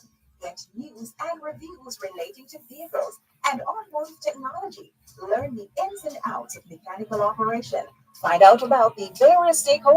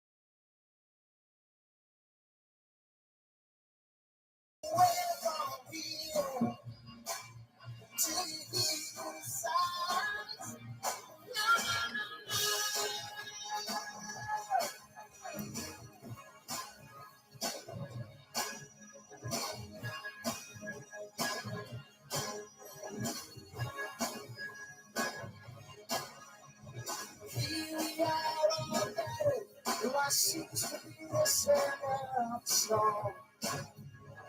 Davis whispering in our shining side of the line that has been drawn. In the evenings, but now it's nearly on the streets. While snow comes along your side, now we are living. All we know is both sides of the story. We like to learn the way much. We must get the truth. We must now be sure. Before we close our eyes, walk away from fear. Till we know time.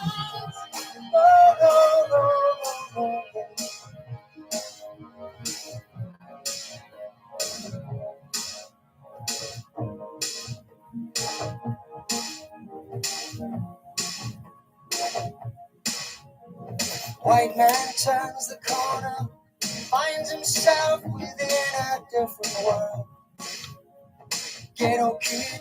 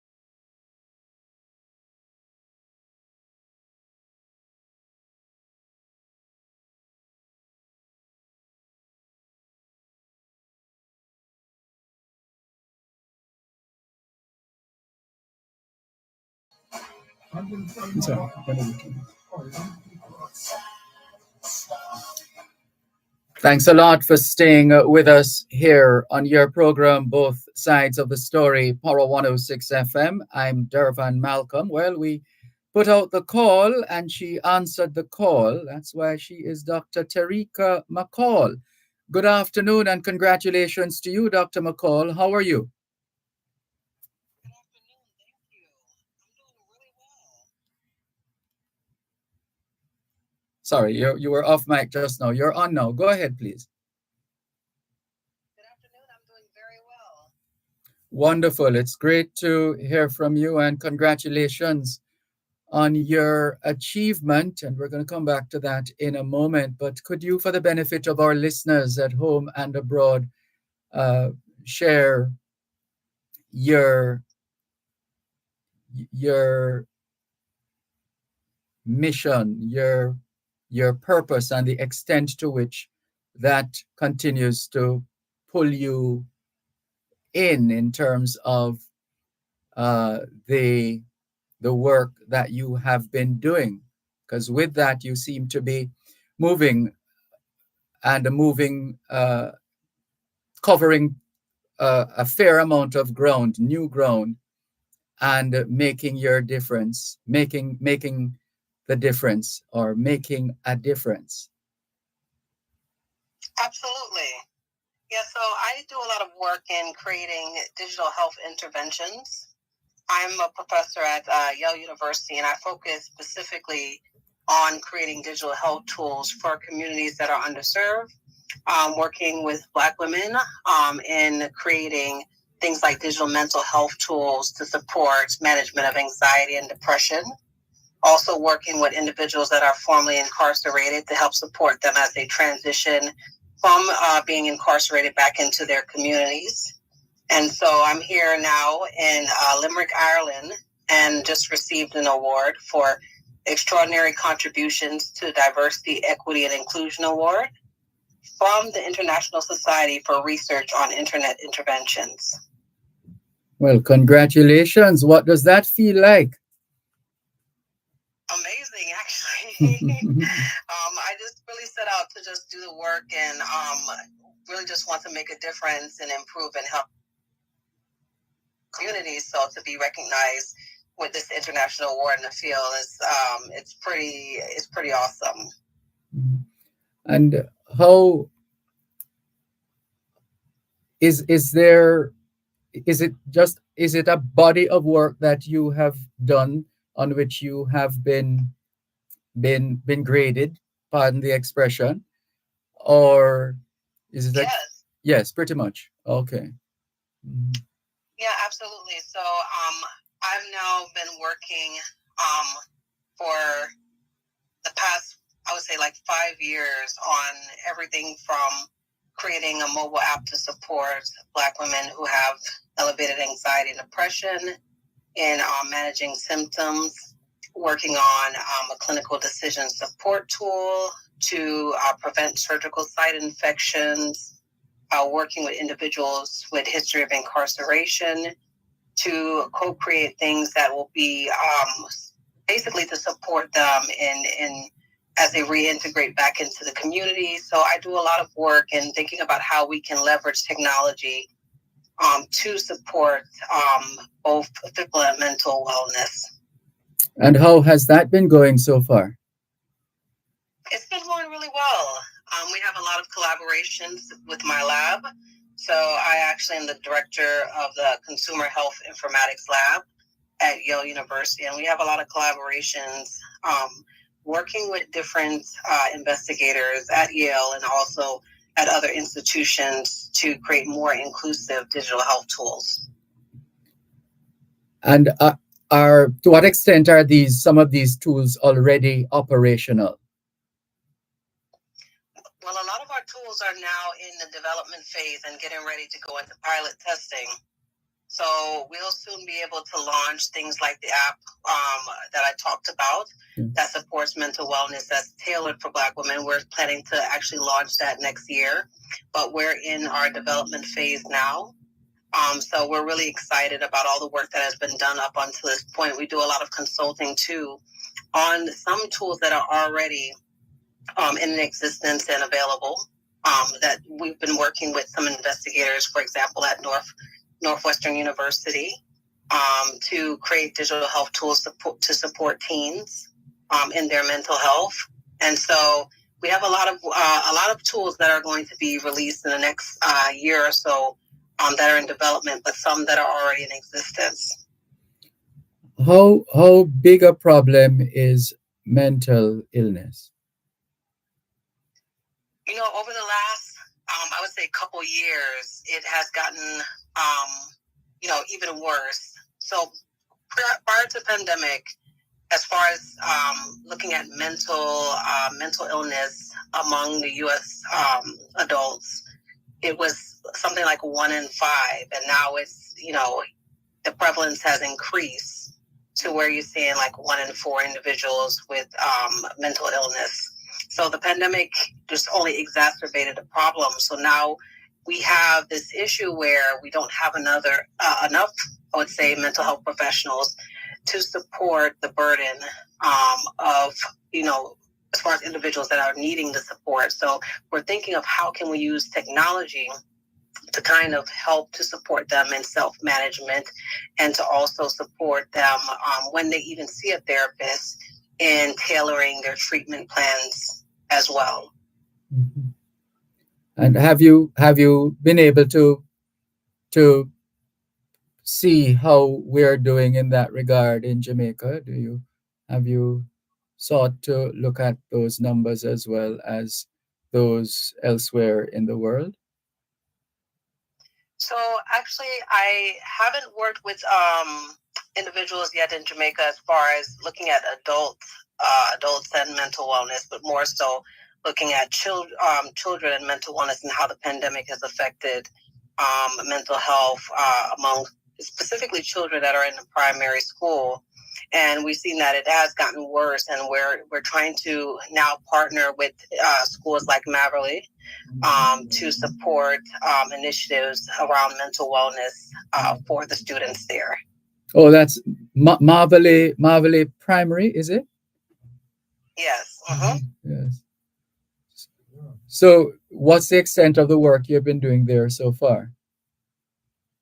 So right now we're in the beginning stages of thinking about how we can better support not just mental wellness programs, but also support basic needs of the students there. Mhm. So just meeting with the school administrators and kind of laying out a plan to think about, how are we going to basically support things that they have that are already ongoing and what new programs that they need. So we're in our needs assessment phase at this time. I see. Will you be doing will you be involved at all in the Diaspora Day of Service, or, or perhaps other matters have taken you away? I will not be involved in that at this time, but I would love to in the future. Okay. And we'll be happy to have you on board at that time. We have to take a break. One moment, please. Dr. Tarika McCall, who just today, just this afternoon, she was celebrated in recognition of exceptional dedication to diversity, equity, and inclusion. In fact, that's the award she now has, in recognition of exceptional dedication to diversity, equity, and inclusion award. More in a moment. Power 106 FM. The time is now 4:15. Deposit will have insurance. It's an account that comes with assurance. Let me teach you why it's important to have deposit insurance. Just in case your bank crash, no need to put your hands for your head. Up to 1.2 million you get for all accounts that's affected. Yeah, one road that can start it. As a rose party. Pay your mortgage with ease. JDIC is a smart win. Deposits we bring safety. JDIC then protect me. Bank and billing society protected. That's how you must get it. Protect your savings smartly. We urging you to call. Guarantee you need us. We take banking serious.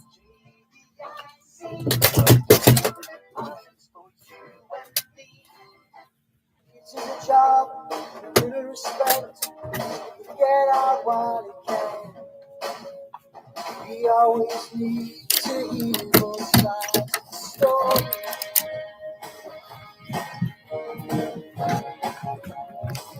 Both sides of the story.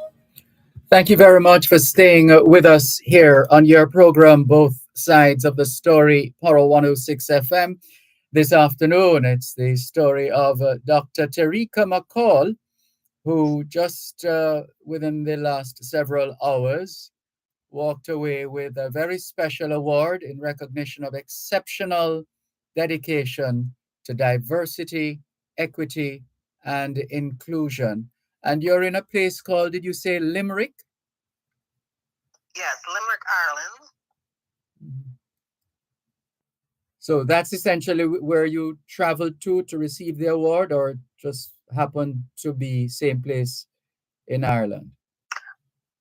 Yeah, so we have a conference every year. It's so the International Society for Research on Internet Interventions is also known as ISRI. They actually have their conference every year, and so this year it's in Limerick, Ireland, which is not too far from Dublin. Okay. And what can you tell us with respect to the stakeholders and how you view this kind of recognition? What does it mean to you? It means a lot.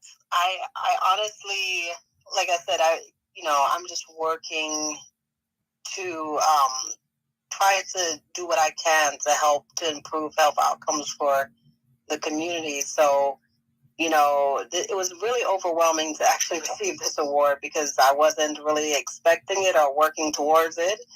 So to actually get the award and be recognized by some of the top people in the field, it was a bit overwhelming, but also very exciting to know that they're actually following the work that we're doing in the community.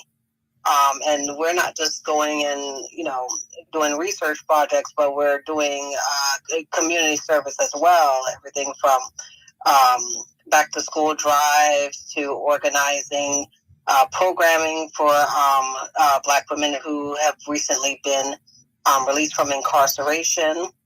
So basically organizing programming to allow them to come together to have that social support, that peer support. And so really we're thinking of this in like a more comprehensive way of engaging with the community. Traditionally, it seems like researchers are more so, go into the community, do the study, and then they disappear. But we're, trying to build long-term relationships where we want to help to support improvement in health outcomes and also partner with individuals in the community to find out what they really need and to support those efforts. How important is it to establish a position within a particular space and follow what flows from that down the road as part of research and development? It's extremely important. It's extremely important in establishing trust into going into communities and showing them that you actually really do care about the community. You're not just there for your research purposes, right? Mm-hmm. Like I said, there's a lot of history of researchers going in and just kind of like doing their data collection and disappearing. But I feel like more and more we're pushing that it's important to establish relationships and to make sure that we're involving community members, even in decision making when it comes to different projects, and including them in the design of the studies and interpretation of the data, and thinking about what are the things that we should focus on, what is most important to the community, and setting the agenda, or setting the mission for the studies. Did you ever envision that you would be at this point in your life? No, I actually didn't. I grew up, my mom was a single parent, and I had no idea that I would be in this position at this time. It's more so like, you just kind of take one step, trust God, and keep going. And then I think when you're passionate about really helping people, and you just kind of follow that, and then opportunities and doors open, and you just continue to move forward and trust the process. And then I'm just like, I end up here, Yes, so it's been an exciting journey, but definitely didn't think I would be here at this point. Yes. Well, Dr. Martin Luther King Jr. was the one who I believe said, faith is taking the first step without even seeing a staircase. Right. Yeah. So obviously it has been working for you, so just keep going. Thank you so much. Thank you. Really appreciate you and the work that you continue to do, and we look forward to having you again on this platform just to share with us as you go along, as you continue to grow, and your work continues to expand and spread right across territories. We really want to celebrate you and wish you all the very best. And your mom, she is your greatest cheerleader, isn't she? Absolutely. She came all the way here with me, and she had on her Jamaica colors, and she always does. Yes, repping front row and center. Yes, I love it. I'm so fortunate to have her. Yes, and obviously, you feel a sense of pride as well as a Jamaican in terms of your roots. Absolutely. I had on my pin today when I received the award. I had on my Jamaica flag pin. Yes. Wonderful. Well, you continue doing the great work, and we stand ready to share and to highlight your work as time goes on. Thank you so much. Thank you. It's been a pleasure. Take care. Bye. Bye bye. That's Professor Terika McCall, and she was just recognized this afternoon as she received the Inclusion Award in recognition of exceptional dedication to diversity, equity, and inclusion. That's the award she walked away with. Well done, Dr. Terika McCall, and we can imagine the pride on your mom's face. Well done. All the best. This is your program, Both Sides of the Story, Poro 106 FM, still streaming live on the Gleaners website, go-jamaica.com. Jamaicans making a difference everywhere, everywhere. Thank you very much for your indulgence and for being a part of this afternoon's edition of Both Sides of the Story here on Power 106 FM. Let's see, a few messages came in. Uh, let's see. Uh, this one, Charles Clinton says David Crosby calls all the shows saying the same thing. Gosh. And by the way, Jamaica was never colonized. The Taínos and Spanish were. And Charles goes on to say, more like Jamaicans colonized Jamaica by compulsory, says Charles Clinton. Galloway Kevin has had to put in his 2 cents as well. Cherry Henry, good afternoon to you too. Thank you very much. Hubert Fowlin says a very pleasant good afternoon to Mr. Dervan Malcolm, both sides of the story, Poro 106 FM and your listening audiences. Happy Tuesday to you too. Rasti says bless up. I think we read Rasby's message already. Mike Montgomery says, good afternoon, teacher, to you and your listeners. I want you to big up my friend, Byfield, who is listening to your program daily. Keep educating the nation, teacher. Keep safe. Thank you very much, Mike Montgomery. Cynthia Wright says the date is June 4th, not May. June 4th. Well, you can forgive me, right? It's the start of the month, and it happens. Sorry about that. It is the 4th of June. Thank you very much. Let's see. It's good to have listeners like you paying attention. Cynthia Wright. Sophia Nemad from Newell in St. Elizabeth. Good afternoon to you. Sharon Bonafire Hamilton Pearson says, afternoon, Mr. Durban and listeners, to you too. And there is Dr. McCall's mom popping up on line as well. Thank you very much. Good to have you join us. Michael Bryan says, hello, Dervan, to you and your listeners.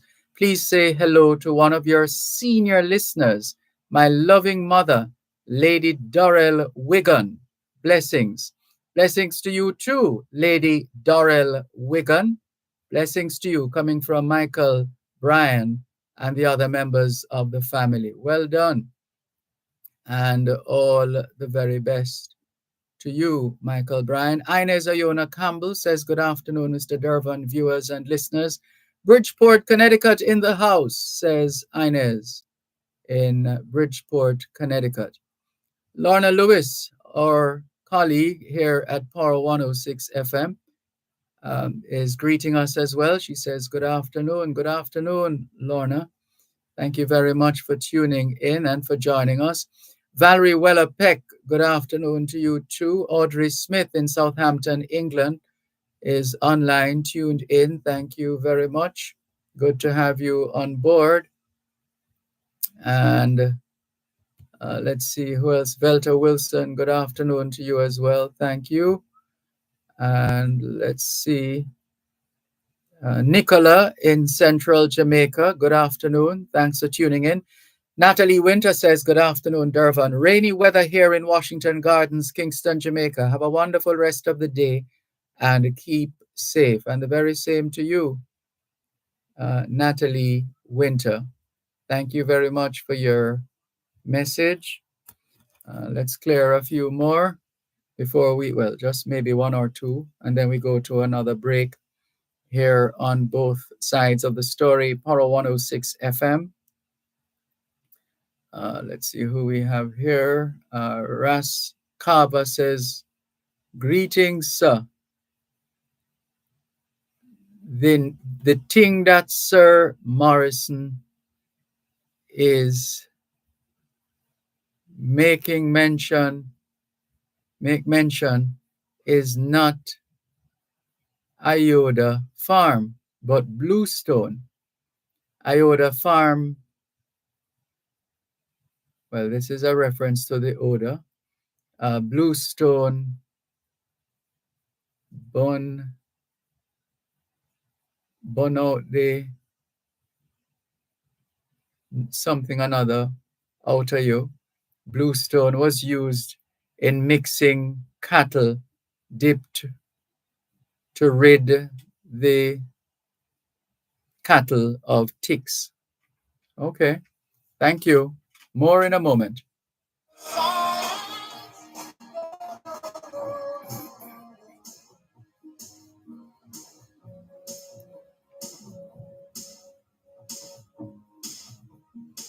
You're listening to Power 106 FM. The time is now 4:30.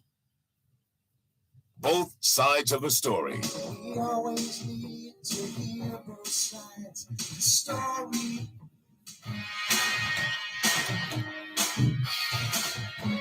Houston.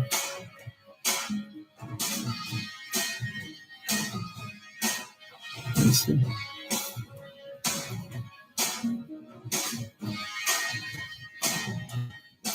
Thanks a lot for staying with us here on your program, Both Sides of the Story, Poro 106 FM. And Raskava was speaking about this, the traffic earlier on. All those traffic penalties are avoidable, was what he said. Yeah, okay, Raskava, thank you.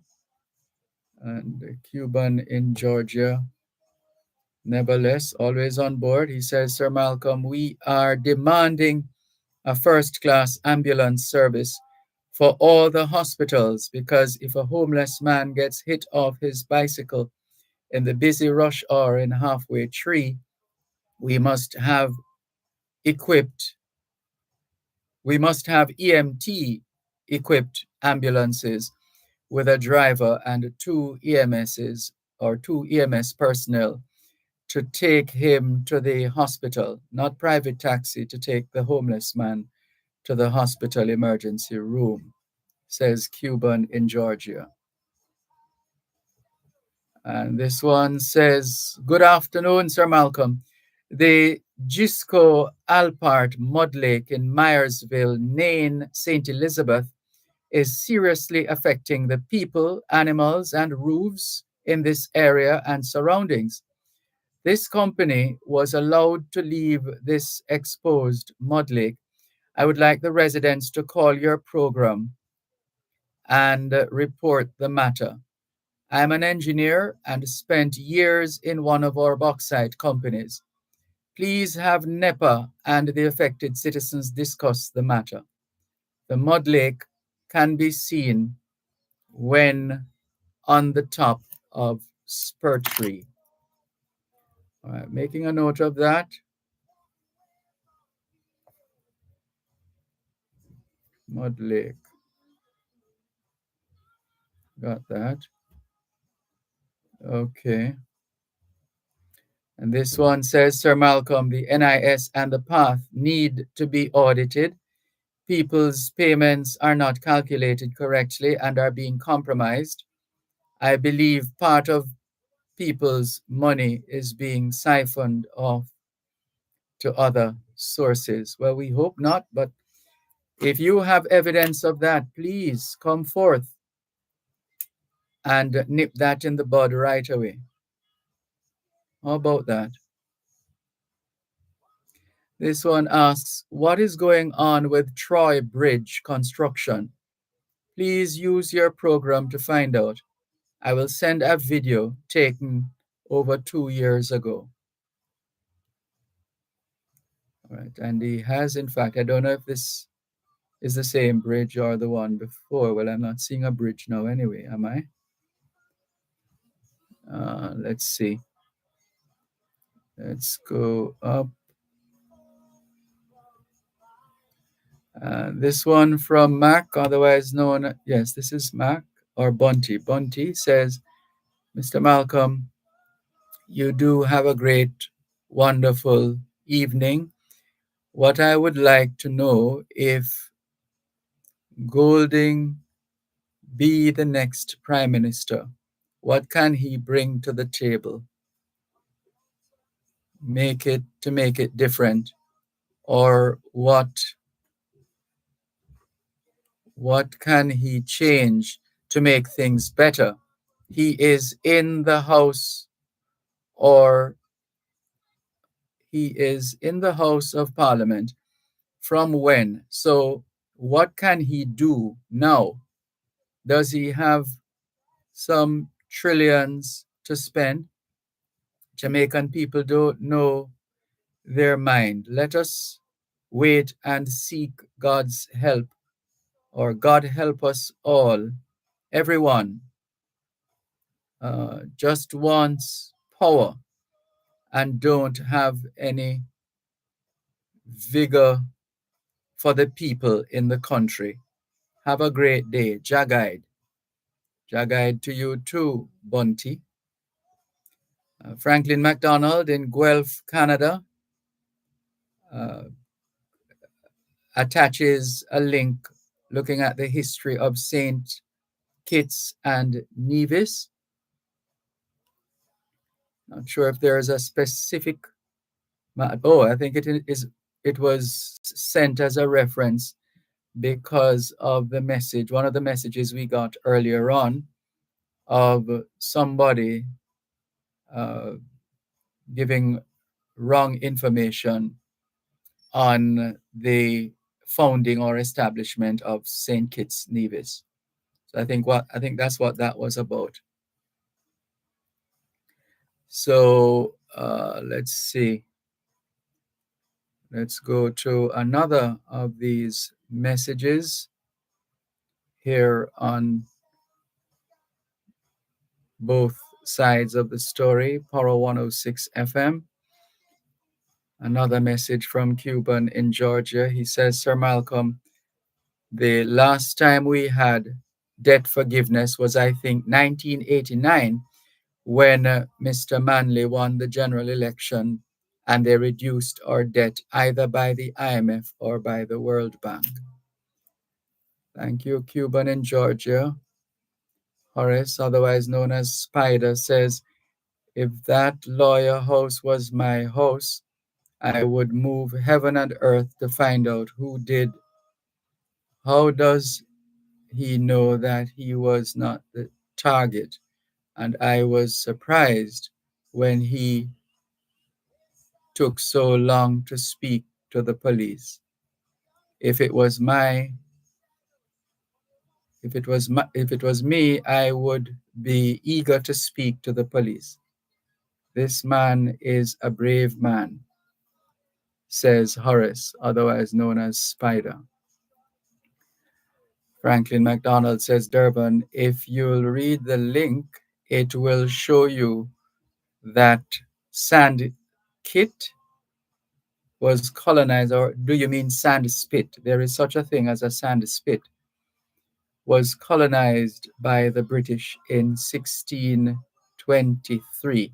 Sand spit is a particular description of an area, like, for example, that airport road. You have that spit of land running along there. That's what that is about.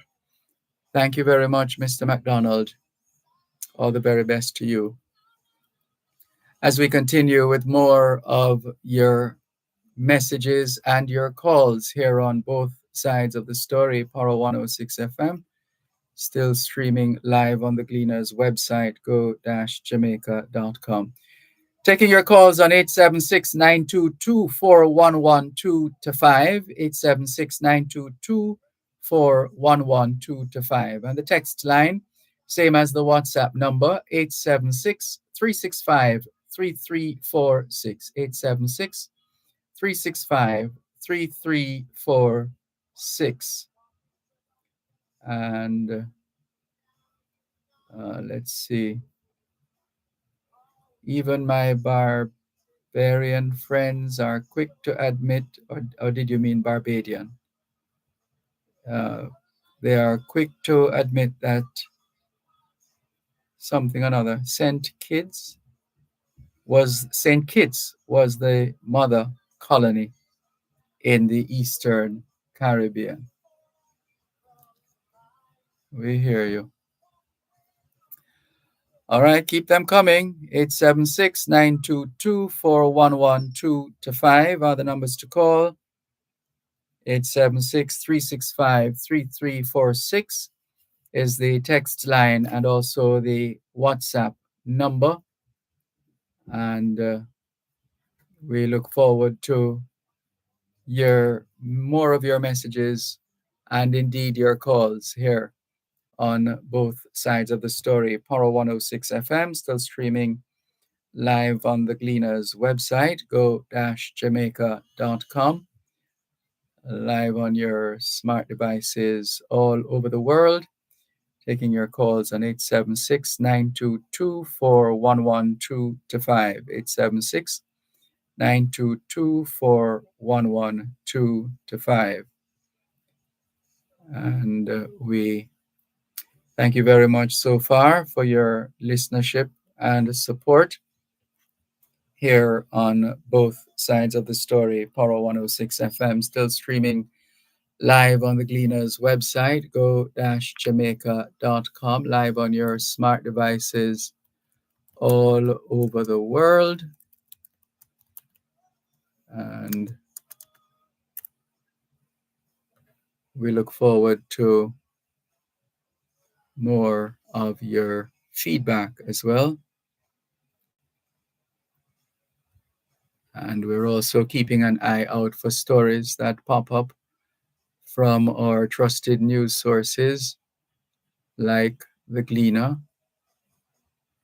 Policeman charged with corruption to return to court on the 1st of November. That's one of the stories trending. Also, CXC reverses decision to cut some certifications.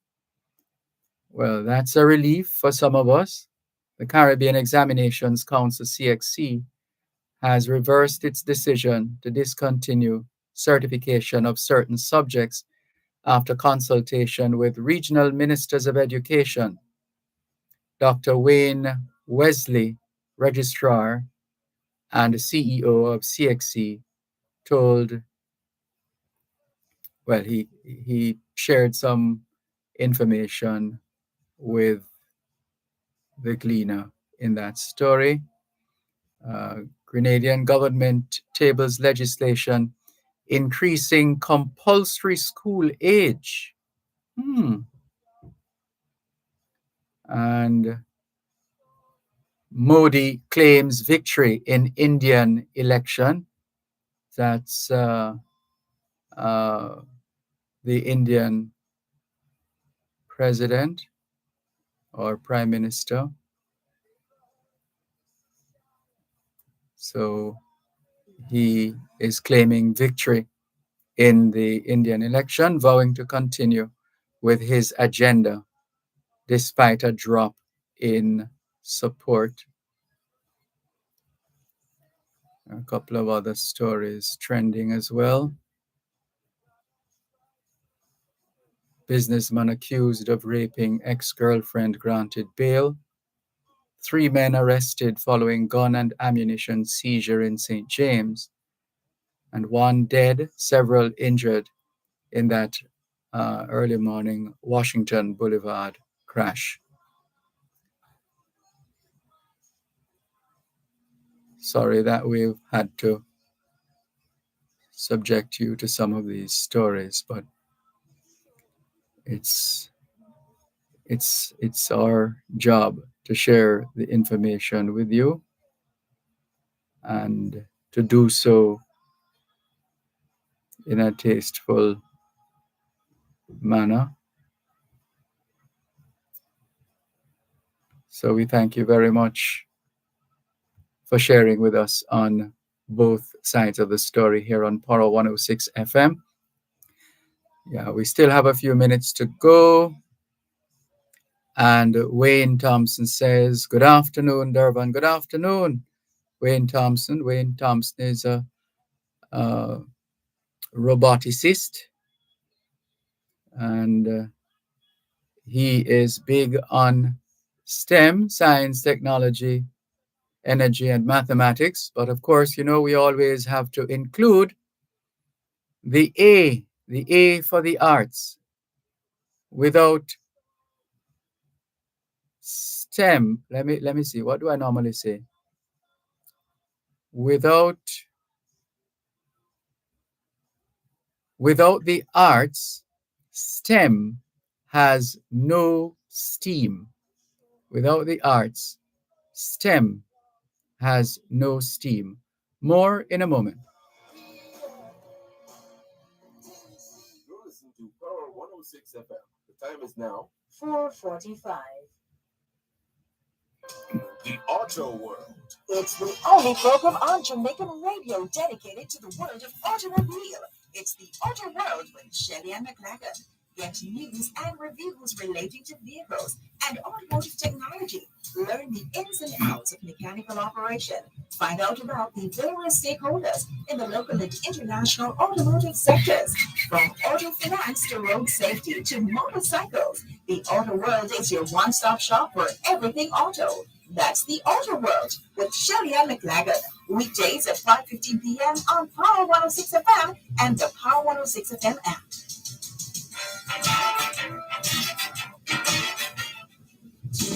Both sides of the story. Both sides of the story.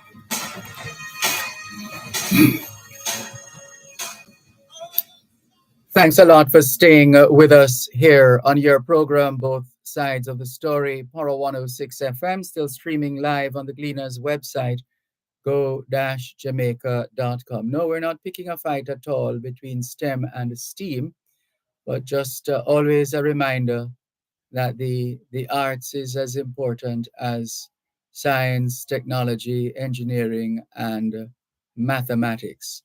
So all areas. So it means that no one is left behind and everyone has an opportunity to gravitate towards whichever of these skill sets they choose to choose. Yeah, they choose to choose. So whether it be STEM or STEAM, uh, doesn't matter as long as we are hitting the right notes and pursuing the appropriate paths.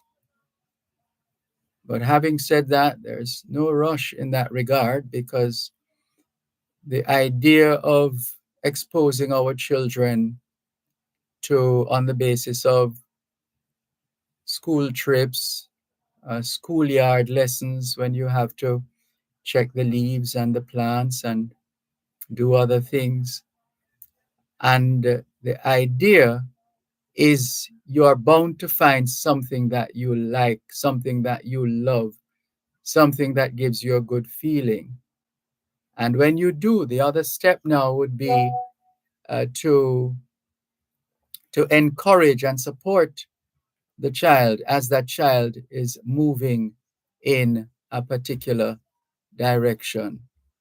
Because the idea, again, is to demonstrate a level of support for the children, which is important. The support has to be there. Without that support, the ground gets a little shaky. And so we want to encourage parents and guardians. I know there's a tendency to say that, they, who wanted to be a doctor but didn't get to be a doctor, so you now have to be that doctor. We want you to become the doctor. So we have to be careful that we don't foist or that we don't foist or or ideas of what should be as far as the individual's interest goes, because this is the individual who is going to have to live with the choice or choices that he or she makes. And so, by all means, parents and guardians support the children. By all means, share with them the nuggets that are necessary to keep them grounded, and those that are necessary to help them to grow and to develop into the world class men and women of tomorrow. But it's not going to happen magically. And that's why we have to water the trees. We have to nourish the plant so that when that plant becomes a massive tree, and it doesn't necessarily have to be massive, but when it gets to that level now, then we begin to see the work, the manifestation of the work that would have been done. And so we continue to impress upon not just the children, we know the pressure is on them a lot, especially at exam time and graduation time, etc. But if we all play our part,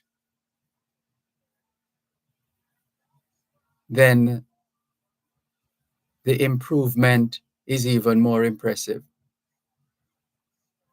So let us play our part, as we used to sing in basic school. You in your small corner, and I in mine. You play your role, I play mine. I make my contribution, you make your contribution. That's how it is. One hand washes the other.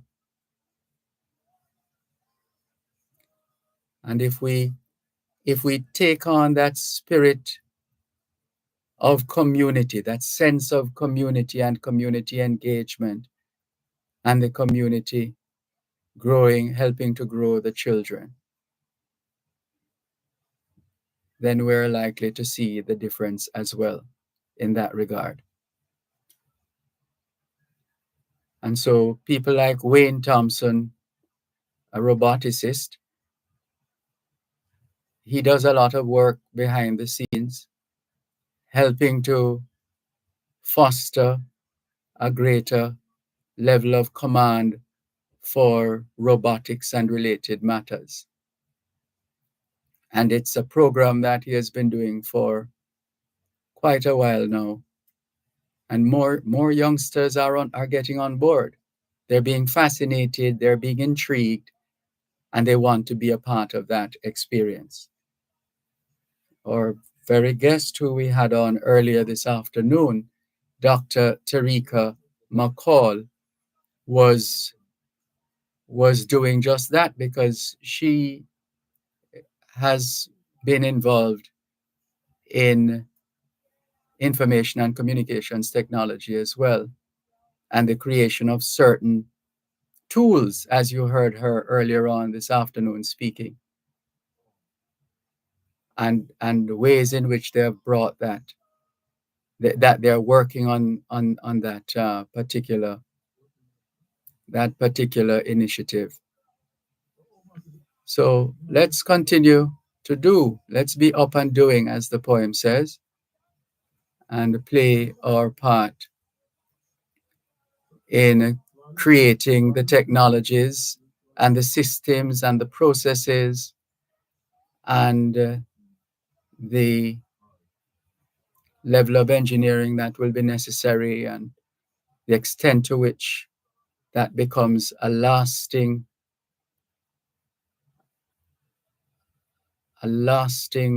monument of achievement. And then you get some people's attention when you get to that level. But you can't wait to get there. You start where you stand, as the poem says. Start where you stand. You can make a difference anywhere on the face of the planet. It's all up to us as individuals to make it count. Make it count.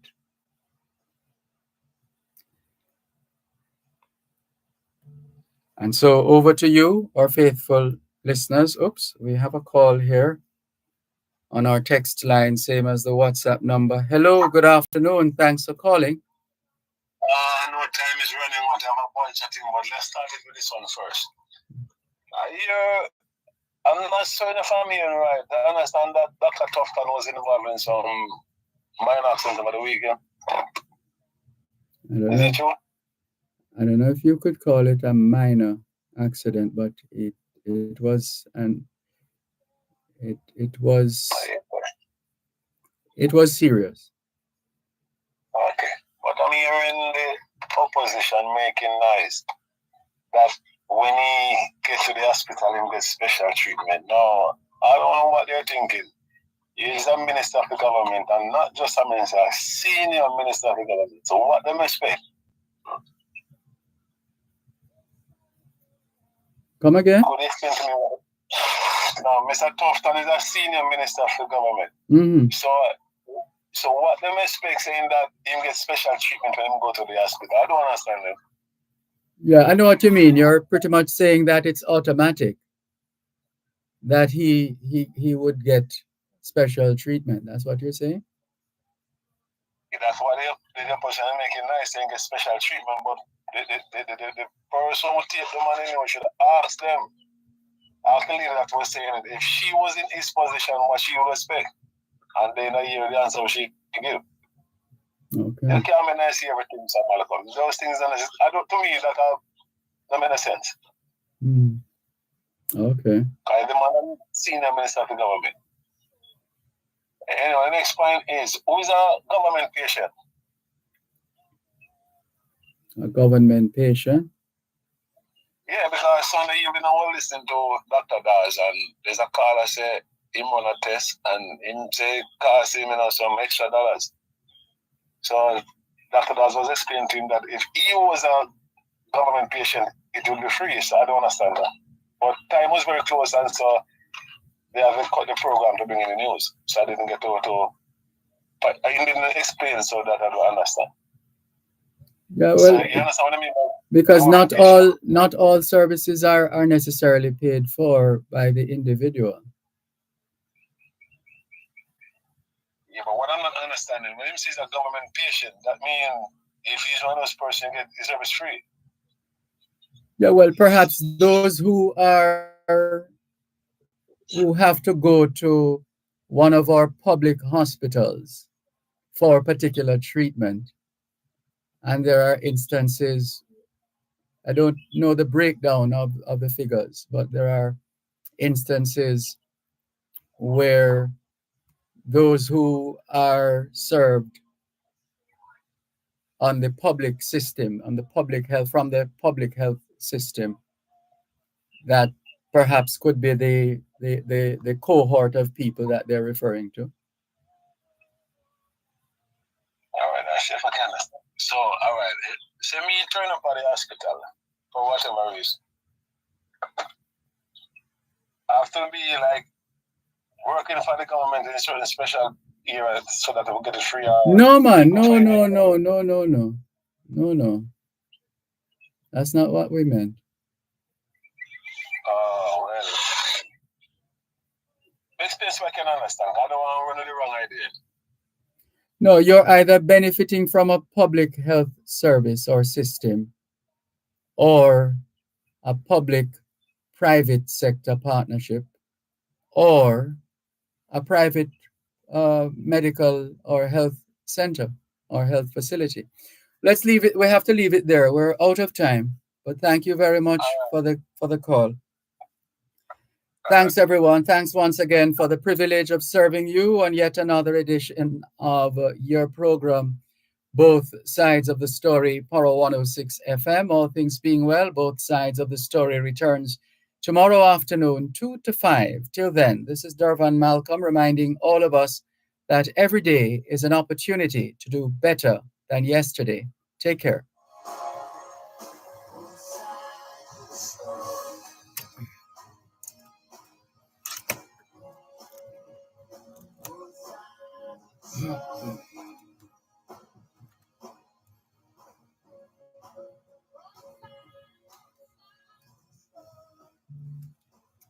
You're listening to Power 106 FM. The time is now 5 o'clock. news, comprehensive, powerful, and credible. Power 106 FM now presents a simulcast of Radio Jamaica's News at 5.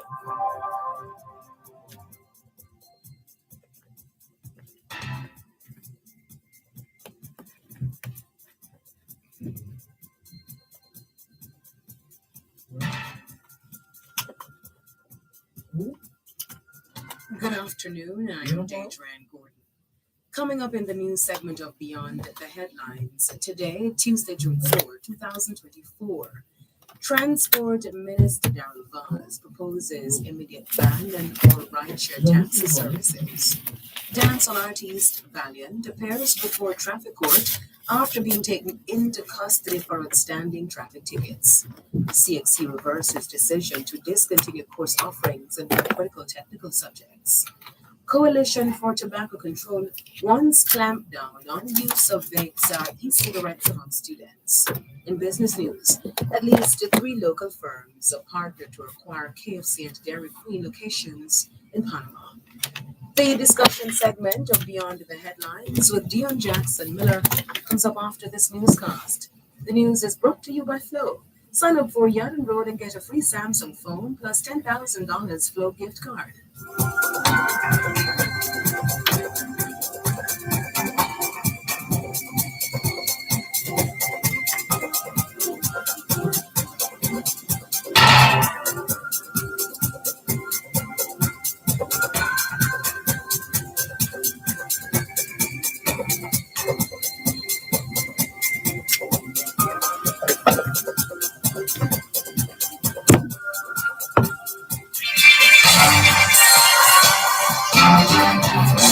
It's on Radio Jamaica 94 FM and online at RadioJamaica94FM.com.